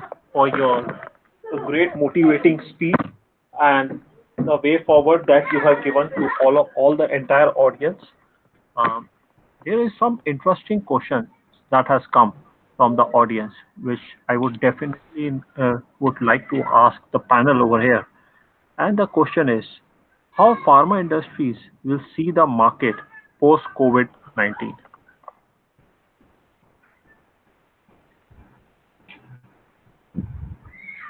If I can take the question, Shikhar, Sure, sir. if you see, post there will be a impact. If we see the IQVIA data, IMS data of the month of April, we already see a traction of around minus 12% in overall market. However, if we need to see the traction in the acute, it is much more. We also had a look in the AVAX data of mid of May, which also shows that we are having a similar pattern compared to that of April. However, going forward, we see that with the products like favipiravir and remdesivir coming into the Indian market, and India recovering from this space of fear and learn to live with the coronavirus, I surely see that the second quarter, third quarter, we should have a much better traction.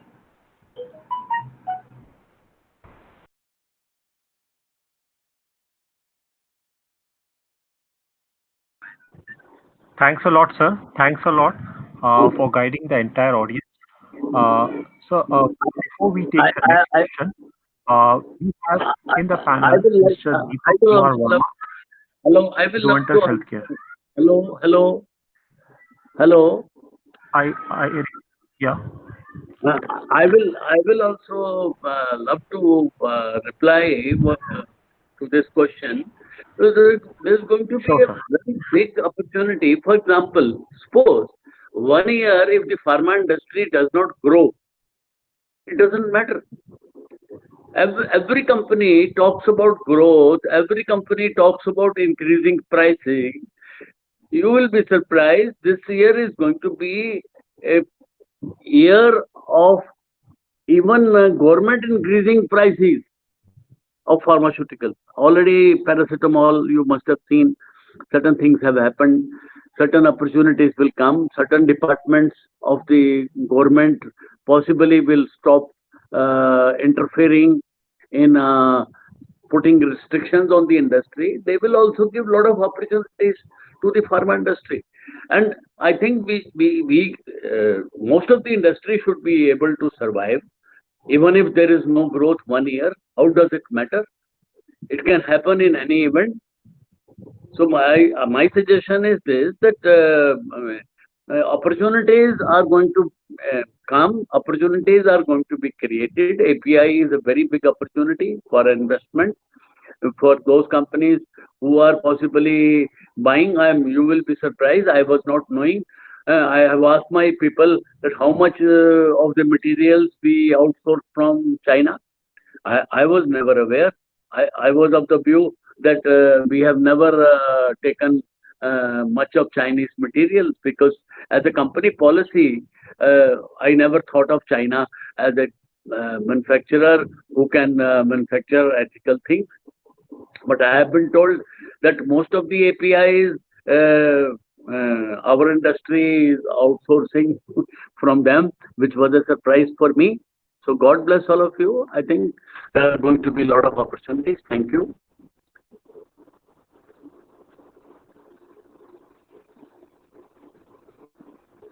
Thanks a lot, sir, for your kind words and guidance to the entire audience. May I request Dr. Upendra Nagash to please welcome Mr. Deepak Kumar Verma. Over to Dr. Upendra. Thank you very much, Shikhar. I would like to welcome Mr. Deepak Kumar Verma, one of the eminent panelists for this panel discussion. He is currently the General Manager for Zuventus Healthcare Private Limited. On behalf of Society of Pharmaceutical Education and Research, I would like to welcome you, sir, and definitely we are eagerly waiting to hear from you because you have been a part of society in the past conferences as well. We witnessed your such an informative and enthusiastic talk in SPER Nepal in Kathmandu. Then one of the events that we have witnessed together in Narsi Munji NMIMS Mumbai last year as well. So definitely, sir, look forward and over to you for your critical suggestions and assumptions as well in the pharma industry. Thank you so much, Dr. Nagaraj. And I would thank Dr. P.K. Datta to be one of the panelists, a stalwart in the industry, and thank you, Mr. Hirak Bose, and both of you brought lot of very important things as far as the topic is concerned, the impact and opportunities for pharma industry. I would like to bring forward some of the important things.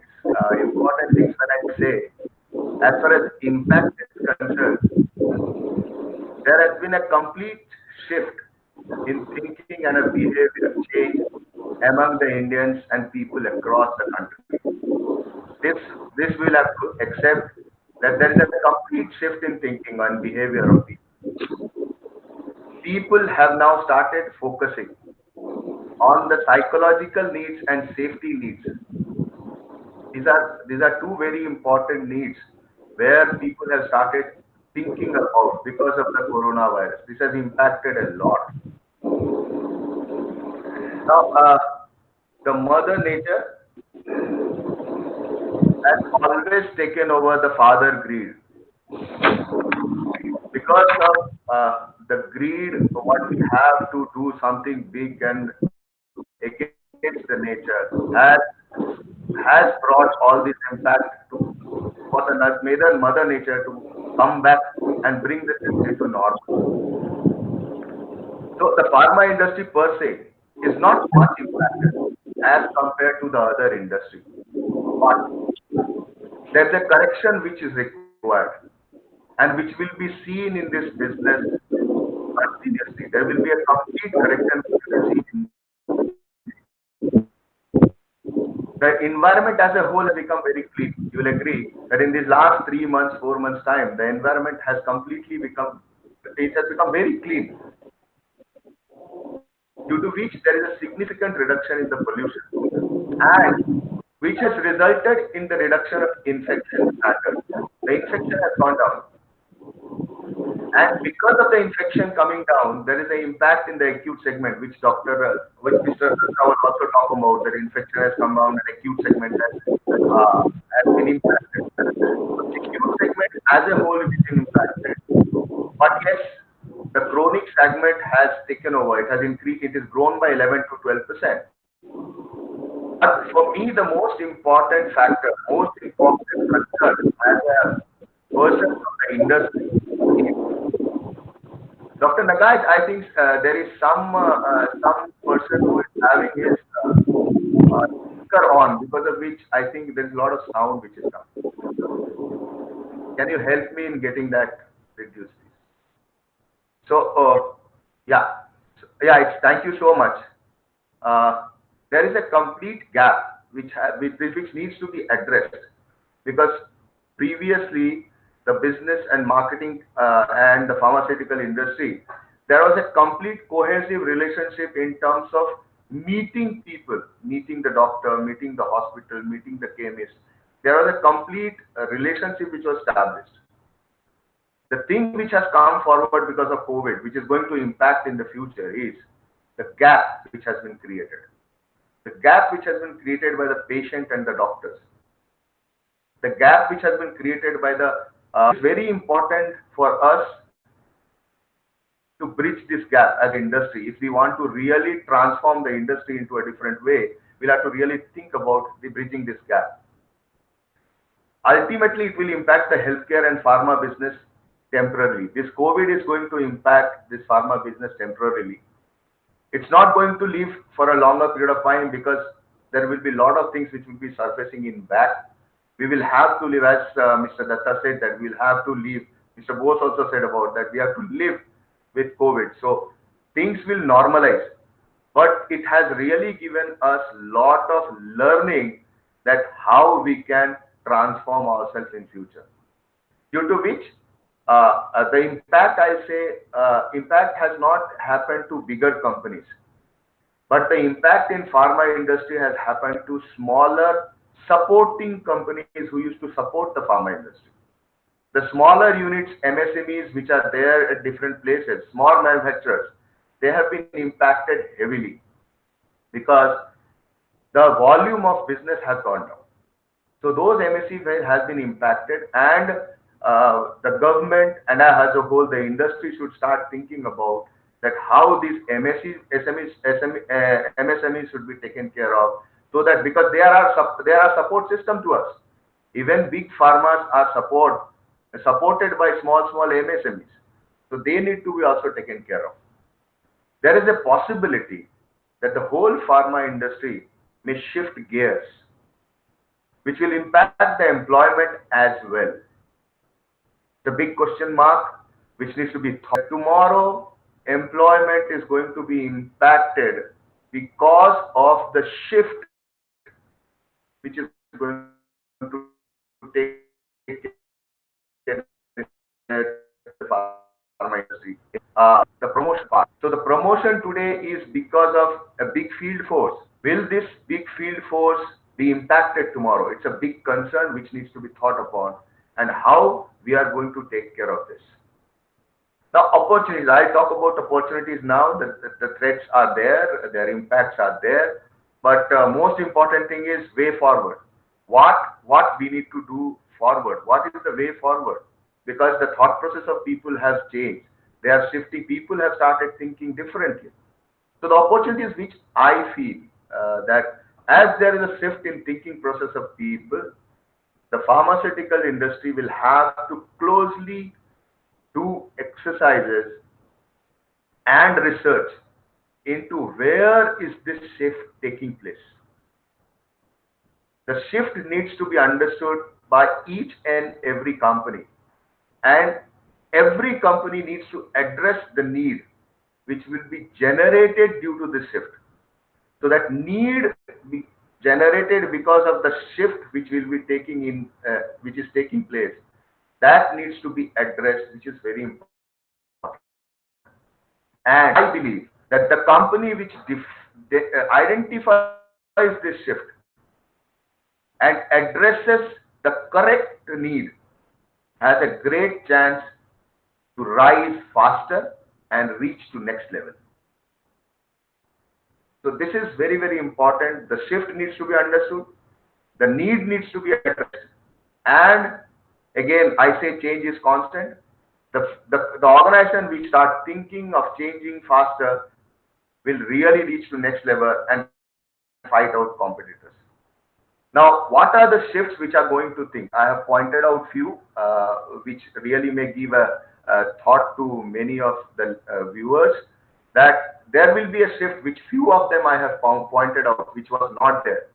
There will be a complete shift in terms of patient going to hospitals. They will avoid hospitals. So the process of hospitalization, I am talking about healthcare, I am not talking about only pharma. But healthcare and pharma are so closely related because it is going to impact pharma also. So there will be a shift because people have come to a thought process, I don't want to go to a place which is infected or which is crowded. So people will start thinking, should we go to hospital? People will start thinking about whether we should go to clinics. People will start thinking about do we need to go through public transportation? And then social distancing, which is the reason because of this. There will be a complete shift in thinking of people because now one word is coined and it is vibrating in everybody's ears. That is immunity, immunity, immunity, immunity, and immunity. So anything related to immunity is going to change gears. Anything related to prevention, vaccines, when I said,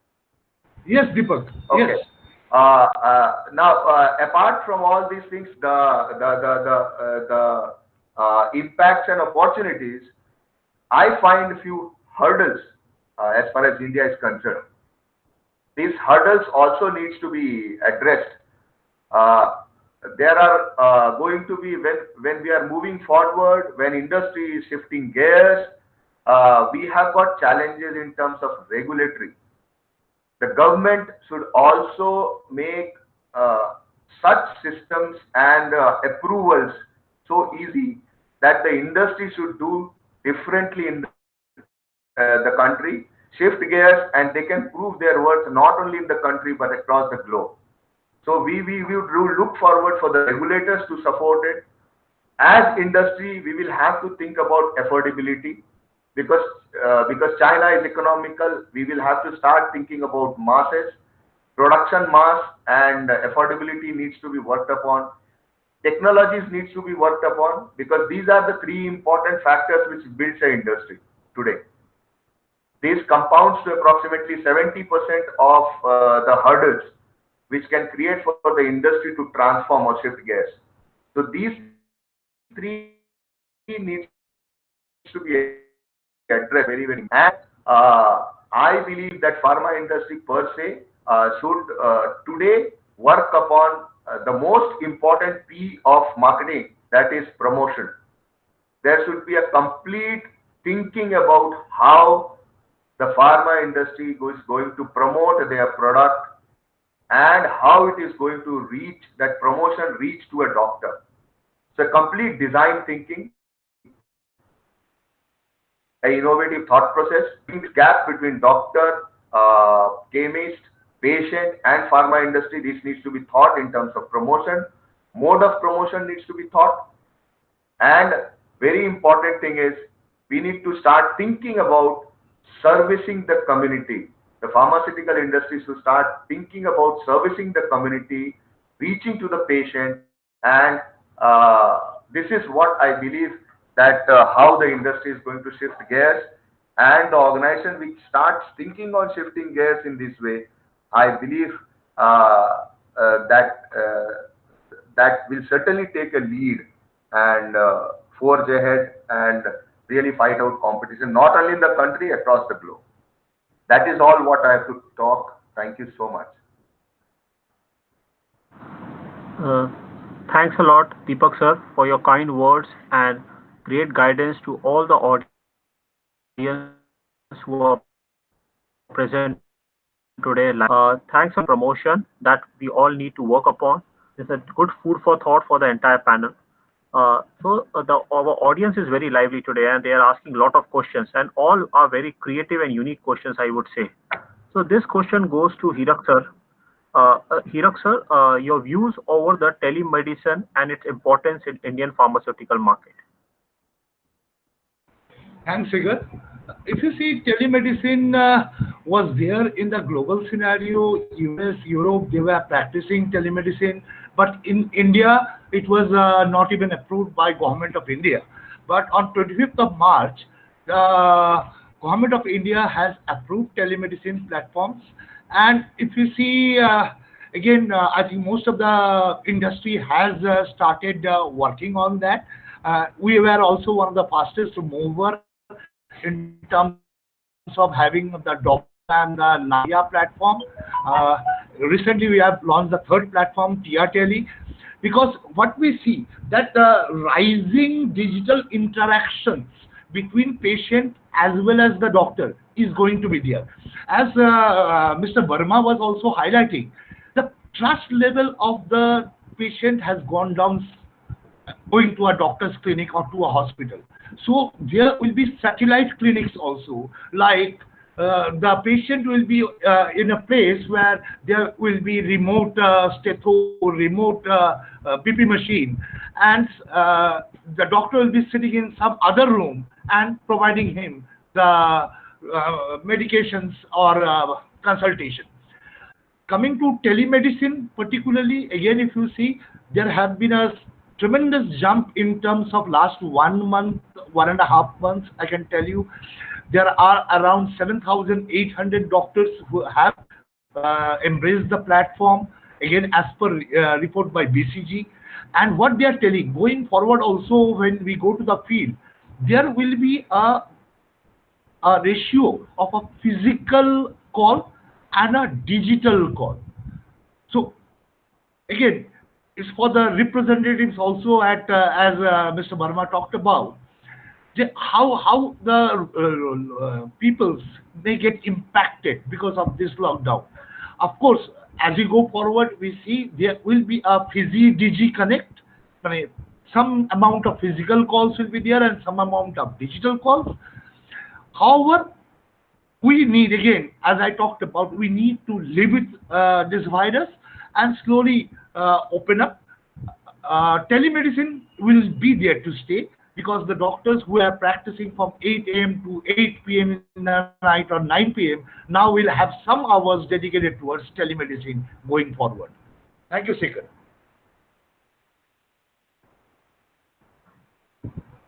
Thanks a lot, Iraks, for getting in this unique concept of Digi calls, which will definitely, I guess, the industry will definitely embrace the change. And what unique things that we all have got is telemedicine, wherein we can touch base our customers. So thanks a lot, sir.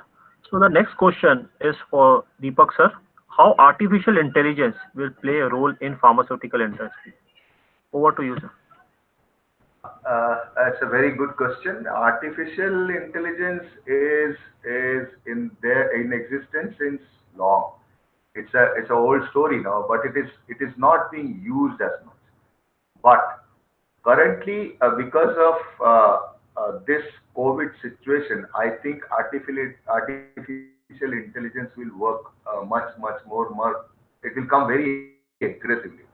I'll tell you, when there will be lot of platforms available, wherein if for suppose that a disease, the total system will be there, that you write down the total systems of symptoms what you are having.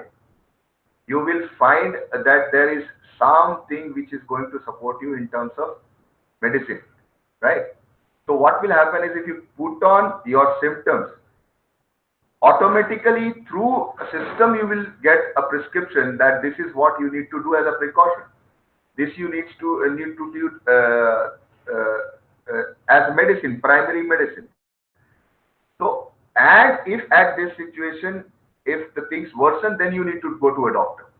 So there will be, this is one way which will be coming up. If you take it little ahead, even if you see about Google coming up with devices which is there, I was also thinking about a device wherein you put a device in your body, and that device is connected to a doctor, which has got almost 60 to 70 parameters of your body, which can be judged by that device itself. The important and vital parameters of your body for a doctor to see. And the message goes to the doctor. Doctor understands what is the condition of your body, and he prescribes a medicine. Right? So this is how, in a different way, because artificial intelligence needs to be worked upon a lot. There are many things which has to be worked upon. Though it is a very old coined word, because it has been working since 20 years. I have been listening about artificial intelligence, but it has not been worked upon that aggressively. But I believe after COVID, this will be certainly worked very aggressively, so that it benefits the people, benefits the patient, without interacting with doctors much.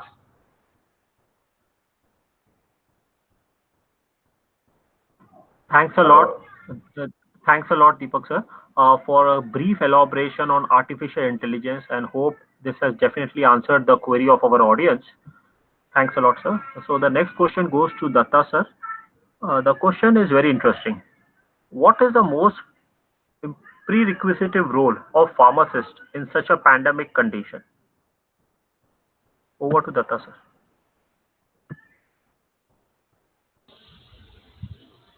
Datta sir, please unmute. Yeah, right. Yeah. Very big role, because We have today talked about prevention. Today we have talked about precaution.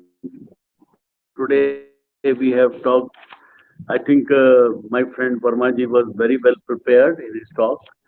Uh, the credit must go to him because he talked about many areas where a lot of improvement can come. You see, in India, we have not used pharmacy at all. Today, if I see in my organization, I am myself not a pharmacy graduate, but uh, I was one of the managing directors of the company. I promoted the company, though I had a scientific background. But I always see that the role of pharmacist is much beyond the role of a doctor. He is the one who deals with the patient. In most of the foreign countries, if you go, you never come across or meet the doctor. You always meet the pharmacists who are on the panel. They prescribe you whatever doctor's prescription is. They explain you. They tell you the precautions which you have to take. They tell you about the dosage form. So I think there is going to be a major shift in the role because today, uh, say a company like ours, pharmaceutical company, marketing company, employs pharmacists in most of the marketing areas, product management, and then manufacturing areas, quality control areas. I think there's a lot of dependence. I, I possibly see a very big opportunity coming for the pharmacy colleges, pharmacists as such, because this is not a profession meant for only profit or starting a business or starting a shop. I think pharmacist's job is very appreciative. They play a very big role, very major role, and their importance is going to be much more. And during this treatment, for example, the we were talking about trust on a doctor. So it's not the question of trust on a doctor. It is the fear of going to a hospital and where pharmacists can play a major role because it is the pharmacist who will possibly have access to the patient.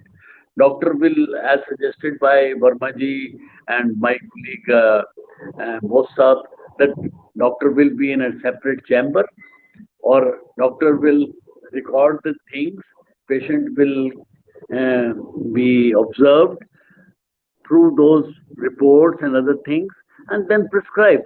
So I see a big change in the role. I possibly feel we can leave it to discussion with particularly Vermaji.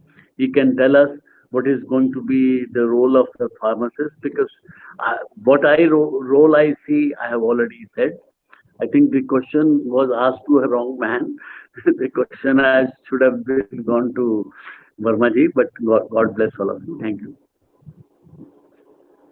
Thanks a lot, Datta sir, for your kind words and guidance to the entire audience. So the next question is to Hirak sir. As sir, you have already briefed all of us regarding telemedicine and its benefit in current scenario. Uh, Still, the audience would like to know. I know this is already answered in your earlier question, but still the audience would like to know. What about virtual meeting with the doctors, and does it work out in pharmaceutical setup? You see, virtual meetings was more of a reaction from the pharma industry. Like if you see in the month of April, May, I think every day everybody was doing webinars. So that, of course, there were doctors were coming in, listening. If the speaker was very good, they were 100% listening to that. But going forward, digital connect will be a reality. As you see today, even if I have to talk about ERS, European Respiratory Society, for the year they are arranging a virtual meeting across the globe. Then, if we have to talk about the pulmonology in India, NAPCON, what I have discussion with Dr. S.N. Gaur, they are also planning, they have not decided yet, but they are also planning for a virtual meeting. So virtual meetings are going to be there. But over there, we really need to understand that how important the topic is, what is the medical content in that topic, that will make a big difference. Because many of the time there is a repetition of the same slide deck in various webinars. So we need to understand thoroughly before going into a webinar whether we are promoting it only because we want to do it, or we have a wonderful content for which we really want the doctors to come and listen. Further, it has to be interactive. Like if we can bring in the polling over there and ask relevant questions, right? I think right now some of the questions to everybody's mind would be, what is the therapy, exact therapy being used by doctors for prevention or for treatment of COVID-19 patients? There may be 1 to 5 days what they are doing it, 5 to 10 days what they are doing it, and then 10 to 15 days what is the therapy they are going to use. If I have to go to USA and talk about, they started using remdesivir. However, the reports were carried out on, trial was done on 1067 patients, and the reports what we see is that 31% of the patient had a faster recovery compared to the number of days the recovery time came down drastically. I was also talking to Dr. Ruby Pavankar in Japan. They are using Avigan basically over there, and it's a favipiravir, which also looks quite good during this time. And we can always in this webinar try to have some questions like, what do the Indian doctors feel about remdesivir on whatever the trials? What are the role of a home quarantine with favipiravir going forward? If these sort of questions are asked, we should also get a lot of inputs on that. And if the medical content is good, I'm sure the doctors will really love to attend the webinar. Thank you, Shekhar. Thanks a lot, Irak sir, for helping us understand that digital connect will be the new normal in the future for all of us. Thanks a lot for guiding us. So there's a new interesting question that is coming up to Verma sir. The question is, how will pharmacovigilance modify itself in the era of COVID-19? Over to you, sir. Fantastic question. I appreciate the person who has asked this question. Pharmacovigilance is very, very poor in India. It does not have that lot of structure, even not a nice structure made for pharmacovigilance.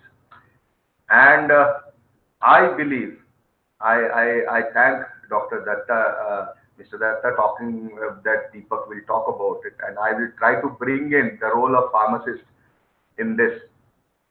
Pharmacovigilance is a big, big, big, big opportunity for pharmacists to get a job, a different dimension to get a job. Why? Because today, spurious low quality drug manufactured by manufacturers, these are one of the big reasons of drug resistance, quality medicines going down. These are one of the reasons of impurities that causing cancer. Those who are in chronic therapy, and if they are taking impurity imbibed drugs. So the thing is, I believe that, again, I was talking during my talk that regulatory part needs to be thought about in this aspect, and pharmacovigilance should immediately, with a strong step, to be launched in this country to really save this country. It has got a big role, very, very, very, very, very big role. Thank you to the person who has asked it. Pharmacovigilance, everything needs to be scrutinized. Today, if you talk about in Sikkim, if I talk about, there are only 2 to 4 drug inspectors. Can you imagine taken care of the whole 54 manufacturing units properly? Not possible. Many things has to be thought about. There are hundreds of chemist shops. So everything needs to be worked upon, and pharmacovigilance does not stop here. Pharmacovigilance goes up to the level of patient. That the patient has taken the medicine of this company. What is the impact which is being studied on this patient? We will have to graduate to that level. And tomorrow pharmacovigilance is going to help us in this. Thank you so much.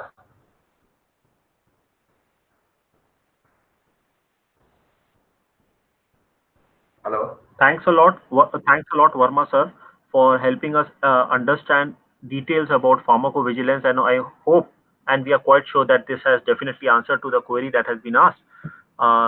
So, over to Dr. Upender. Mr. Gulati, hello. Yes. Dr. Upender, I would like to add upon one very important thing is, Right. in terms of opportunities, I missed one thing. The whole country, the whole pharmaceutical industry has been working into reaching the rural population. Today, this rural population is also very much scared because this population used to come to the cities and town to get treated. So the opportunity for pharmaceutical industry and healthcare in the industry is because today in India we have got 0.55 doctors for 1,000 patients, and because of COVID coming in, the patient getting scared and not coming to the town, there is a big opportunity in terms of in any way, whether it is through telemedicine, whether it is through conferencing, whether through online, or establishing small clinics or hospitals. There is a big opportunity to reach to rural area. So pharmaceutical industry is going to get a big boost in terms of establishing hospitals and industry, because there are a very limited number of hospitals in this country. So that is an opportunity for pharmaceutical industry as a whole to do that. Yeah, sorry. Thanks a lot, sir, for helping us understand, giving us one more insight, particularly on the opportunity that would be available for healthcare setup as a whole. Now I would like to request Mr. Ashri Kumar. Am I audible to you, sir?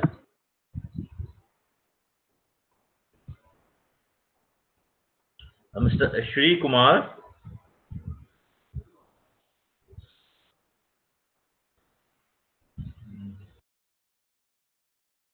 Just wait for a minute, I guess. Yeah. Can you hear me, sir, now? Right. Sir, Yes. I was looking for you. Yes. So already we have done with such a nice discussion. Oh, you are driving, I guess. No, not an issue, sir. We can talk. Yeah. Okay. I'm not driving. We can talk, sir. Yes. Okay, great.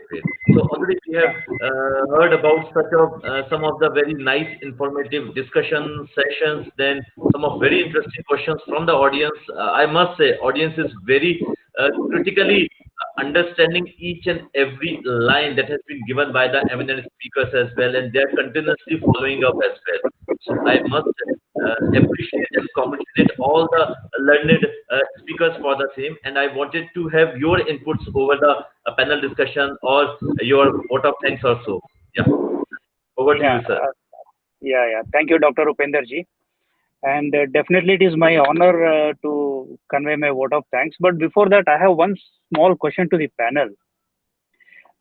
See, the regulations of India doesn't allow promotion of our medicines through either social media, through digitally, whether it is online or through telephonic talks or what you call social media, and in any other mode except for physical meeting and promoting the doctors. Now there is no regulations, and whatever regulation is there, that they are not allowing us to promote. And in post-COVID scenario or this present scenario where the what you call India is opening up, whether you call it as a green zone, orange zone, or red zone, or from June onwards it may open up more. Then what does the panel suggest that we should take certain issues with the government and how to open up? with the government, so that to maintain the social distancing, to maintain the connectivity with the both the doctor and even with the patients also, I mean the end consumer. I mean, what methodology can be adopted by the pharma industry? I mean, in this parameter, what will be the future and what will be the opportunity lying? Can anyone, guide me before I convey my vote of thanks? Please, sir. Even Deepak ji or Hiren ji, anyone, sir, please. Yeah, Deepak, you go ahead. Then Yeah, it's no, it was. You can also please, Hirak, if you want to speak, please go ahead. It's a fantastic question. Yeah. Fantastic question. Very good question. See, I am 100% sure that the government is not going to be liberal in terms of promoting your product directly, and we will also not advocate promoting a product to any patient or anybody else. Yeah. Promotion should be only to doctors, because the doctor really understands the effect and side effect of a drug, right? Yeah. So we need to promote to a doctor only. But promotion, when I never say promotion is to a patient for a product. Promotion should be thought in terms of how you are going to connect a doctor and a patient, not a product, please. Yeah. When as a marketer I think about bringing the connect back of a doctor and a patient, which is the gap has happened. That is the promotion. As a marketer, I feel promotion should not be done to a patient until and unless it is an OTC product where the government allows you or to promote a product outside, where the patient can see it online or anywhere. But if it is a prescription product, it should not be promoted, and I will request the government also not to think even about it. Okay. Because the impact will be wrong. The total message will be wrong, and people will start misutilizing the drug, and there will be a big haywire which will happen. So it should be there. Only doctors needs to be promoted for the prescription of a product. Yes, when I talk about marketing aspect of a promotion, it should be how we could bridge the gap between a doctor and a patient. That promotion I am talking about. That needs to be thought about. That how we bridge that gap in terms of promotion. That's all. Yeah, Mr. Hirak. Sorry, no problem, Deepak. If I can also talk about this, you see, we are not talking about promoting the product on any Facebook or social platform. If you see in international market also, there is one thing called remote detailing, and remote detailing will be a part and parcel when I talked about Digi Connect, because many of the places in red zone or containment zone, the rep will not be able to go and meet the doctor. But for whatever the latest products are there, the information about that product needs to be provided. So this remote detailing is where you get an appointment with the doctor previously, and then you have a video call with him. Again, it's like a physical call, but it's a video call where you promote your products. And as Deepak talked about, it's also about bringing the patient. One of the most important thing right now for all of us in pharma industry should be, how do we bring back those patients to the doctor's clinic? Yeah. Okay. Thank you very much, the panel. And definitely, a sincere thanks and a lot of thanks to. I would look forward for Mr. Datta to really give some insight on it. Please, sir. Yes, sir.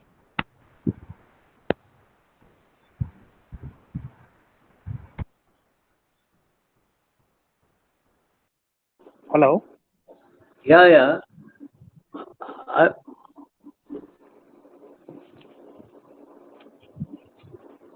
Sir, you are audible, sir. Please go ahead. You are audible, sir. I am audible? Yes, sir. Very well, sir. The very question which one of the panelists or two panelists have mentioned regarding employment, what we will do of medical representatives. You see, I will tell you about our company. For us, medical representatives are the most important part of our organization. And we are going to utilize them. We are going to expand. We are going to increase rural marketing. We will visit the towns which we were class 1 cities, class 2 cities, class 3 cities, class 4 cities, class 5 cities. Why not?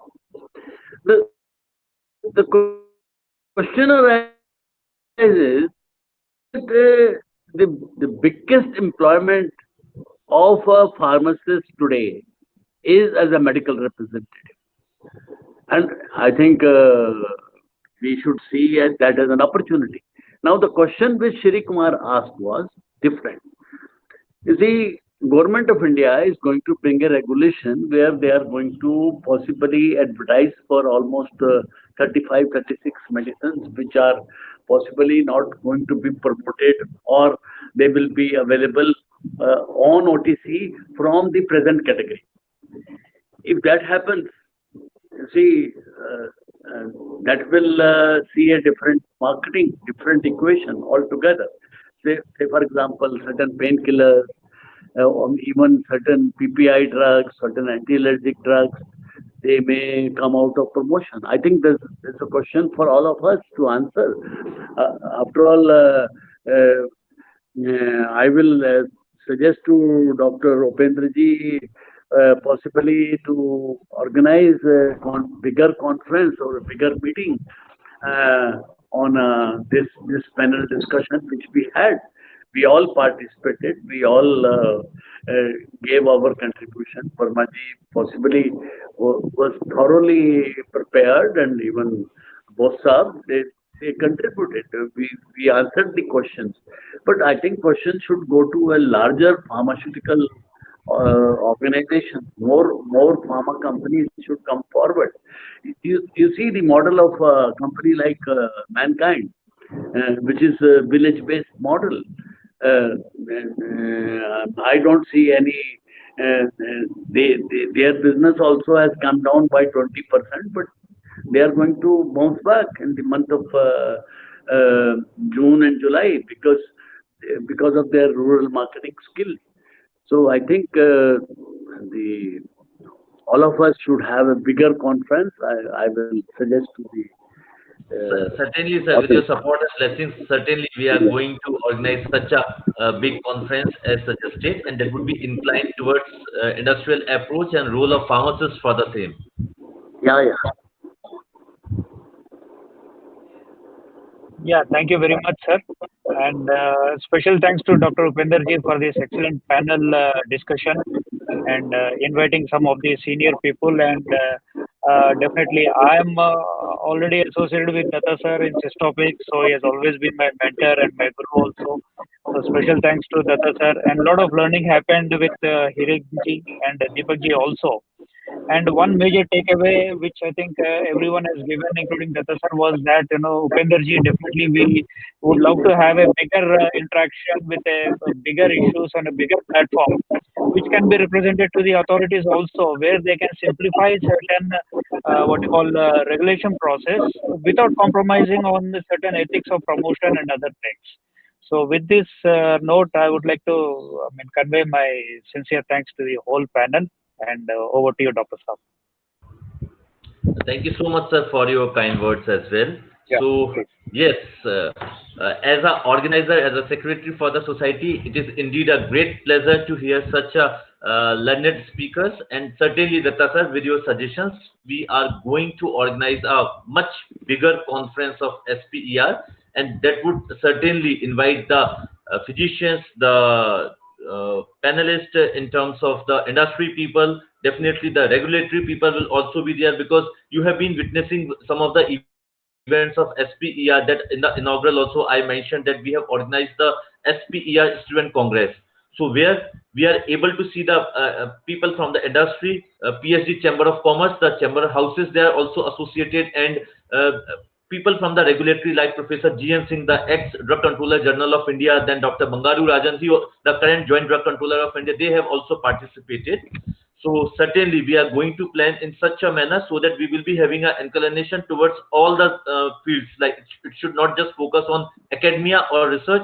Certainly it would be a clubbing of academia, research, regulatory, industry, and some of the people from the medical fraternity as well. And sir, for your very kind information, already you have been the chief patron for the same. We are going to have a one day international conference for gastrology in December 20th for SPER gastrology conference. Where we have tie up with all the gastrology and gastroenterologist doctors, and they'll be the part and parcel of the conference, and they'll be attending the event. So we have expected more than 100 doctors. They are going to attend that particular event as well. That would be in the Crown Plaza on December 20th, 2020. So that would be a different step altogether that society is taking care, because ultimately we cannot just confine ourselves into pharma.